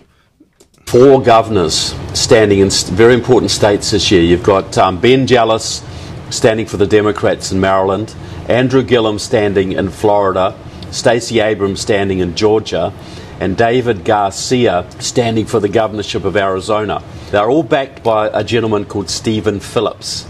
He's a lawyer from San Francisco. Back in the 80s, he was a Maoist radical associated with the League of Revolutionary Struggle, a pro-Chinese group based in the west coast of America. League of Revolutionary Struggle was the backbone of Jesse Jackson's Rainbow Coalition of the 1980s. They ran it for him. The idea of the Rainbow Coalition is you run candidates of colour and you unite the progressive base, the progressive whites, progressive blacks, Latinos, Asian Americans, Native Americans. I think these days they call it intersectionality. Intersectional, that's exactly right. But that was their phraseology at the time. So Stephen Phillips married into the Sandler family, very wealthy liberal donors from San Francisco. That got him access into the Democracy Alliance, which is the alliance of leftist billionaires like Tom Steyer, George Soros and others. But they are taking the ideological guidance from Stephen Phillips. So Stephen Phillips has directed a whole bunch of Democracy Alliance money into several southern states. They're targeting southern states with high populations of black and Latino voters who don't normally vote. So the plan is very simple. You run a progressive of colour at the top of the ticket, and you win with 51, 52, 53% of the vote. So we are at grave risk of losing Arizona, Florida and Georgia in this election cycle. A lot of people haven't focused so much on the ties of these candidates. I mean, I think most people think that they're moderates because they come across as moderates, they campaign as moderates, right, but then you look at where they come from, you look at their background, you look at their ties, it's, and similar to Barack Obama, extreme far left. Look, Andrew Gillum trained for a whole year at a socialist training school in 2012. Yes. Wow. Yes, folks. That is for real. That was our good buddy Jack Posobiec. And this is what we're trying to teach people OAN. in Montana, Ohio. You people, why are you voting for Brown for senator when you voted for a Republican for governor? I'm telling you right now, there is no... By the way, Sherrod Brown is one of the leftist, far left person in any position of government that I know of. He is full-blown communist. Now, I'm not sure about Tester in Montana, but he is voting the way Chuck Schumer is asking him to. For those of you voting for Maxine Waters, those of you watching video, audio only, this is Maxine Waters. For those of you who voted for her at any given point in time. It was important to recognize what's really going on. Which is what? These anti-Sharia laws. They are motivated by anti-Muslim bigotry, plain and simple. Sharia equals Islam and Muslims, and a vote against one is a vote against another, Mike said. Thank you. Okay, a vote against Sharia law is a vote against Muslims, and that's bigot. You're just being a bigot. You need to be fair and vote for these Muslims in, even though Sharia law goes with it. So we need to embrace the crazy laws of chopping arms off if you get caught for stealing and stuff like that. Female genital mutilation. Right, because not doing that means that you're anti-Muslim or anti-brown person. That's where she would take it. If you tried to say, well, you know, I just don't really agree with that religion. I don't think that their religion should be used as the blueprint for our laws. Oh, yeah, well, you just don't like brown people is what we'd probably say. Well, here's the problem. The problem is that Sharia law is absolutely incompatible with our Constitution, with our Bill of Rights, with our way of life. But even if it wasn't, if I just don't want it to be law, I should be allowed to say I don't want it law. I don't need to be somebody telling me that I don't like Middle Easterners or Arab people or whatever because I am not allowing or trying to fight against. She called it anti-Sharia movement or whatever. Yeah. Well, that's you being a bigot. And a vote against one is a vote against both. What's wrong with you, Carrie? Oh, God. Because Sharia is Islam. Islam is good. Right, but if I said I want to implement all Christian ideals and principles into law. Oh, you can't say that. But that's exactly what she's saying for another religion. Well, she's pandering. I got hot sauce in my purse. Do Muslims do hot sauce? I think it's curry or something. No, that's Indian. That's Indian. Indian. Middle Eastern. Actually, I like curry, by the way. I do not. I dump curry on everything. I hate the smell of it and I hate the taste of it. Oh, it's so we didn't get to this, but Jeff Sessions was fired. This by Greg Jarrett. Whitaker's appointment is not unconstitutional or invalid. Of course not. Under the Vacancies Reform Act, the president is authorized to designate an acting AG. An officer or employee has been in the DOJ for at least 90 days. Whitaker meets the legal standards, and if the Senate, and this was all set up on purpose, and it was also extended in the 1990s as well. And when I say extended, added to in the 1990s as well, because if the Democrats hold the Senate and the president is Republican, the Democrats can stall all AG. If there is no AG, they can stall to the president's out of office and he never appoints an attorney general and he can never get anything done. That don't make no sense. So Donald Trump appoints a temporary acting AG that meets certain criteria and qualifications. while he nominates somebody and the Senate mulls over it and looks at it and decides on what to do, a thumbs up or thumbs down. 7 months. If they're still looking at Donald Trump's AG, like they're stalling, then Donald Trump can renew his temporary AG. Well, if it goes past 7 months. We're going to have a bigger majority in the Senate come, is it January? Yeah.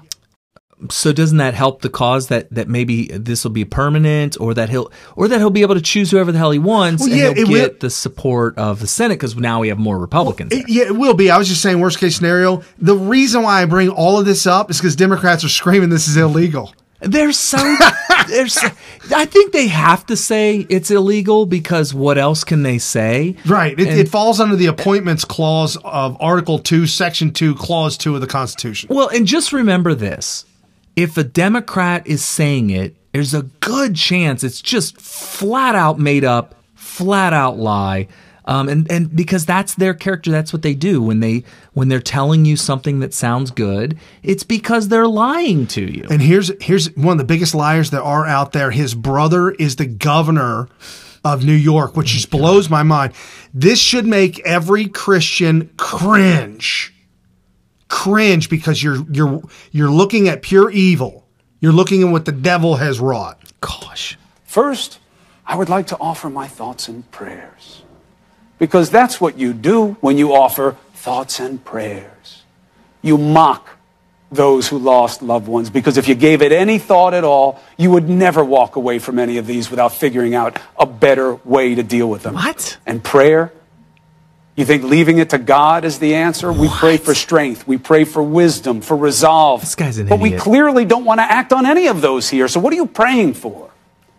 What would it take? How about a stadium full of children of the most influential people in our society, all holding puppies? What if they were all shot and killed? Would we act? Oh, don't be ridiculous to suggest something like... Is it? Is it ridiculous? More ridiculous than doing nothing? Time after time? Listening to these people pouring out their pain, crying along with them, saying you care? You know the answer to the only question that matters. We can do better. And we all have to live with doing nothing. And the next time is coming. And more, you, me, all become... I don't know what happened to that clip. I don't know what happened to that clip. Yeah, what an idiot. I mean, we don't live in a world where you take away our essential freedoms, our rights. These are natural rights. You don't take those away. And don't think... To sit there and say that this is going to be the right solution or the better solution or a solution that can work, we just need to do it, is no, we're not going down that road. We're just not. And this on and that was so just so anti-American, so anti-everything. That guy is completely clueless. But I forgot about this clip. I have to play this because this was all over the place.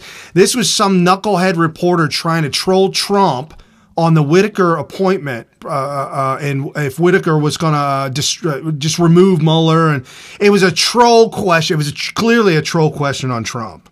Do you expect Matt Whitaker to be involved in the Russia probe? Do you want him to? It's up to him. Do you want him to be involved in a Russia probe? It's up to him. Do you want him to rein in Robert Mueller? Do you want him to rein in Robert Mueller? What a stupid question that is. What a stupid question. But I watch you a lot. You ask a lot of stupid questions.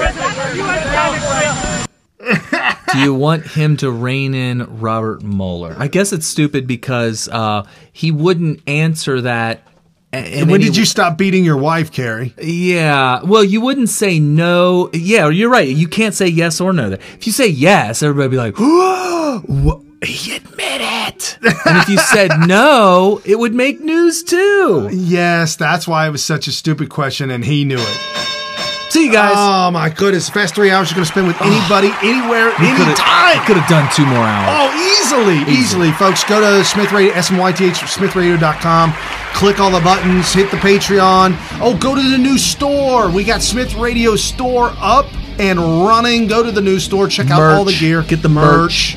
Guys, you got to donate to New News Radio. And Patreon.com/Smith Radio. Make sure you make it happen. So we'll be on the ground, hanging out with Gates. With unfathomable power. What kind of power? Unfathomable. It's without fathom.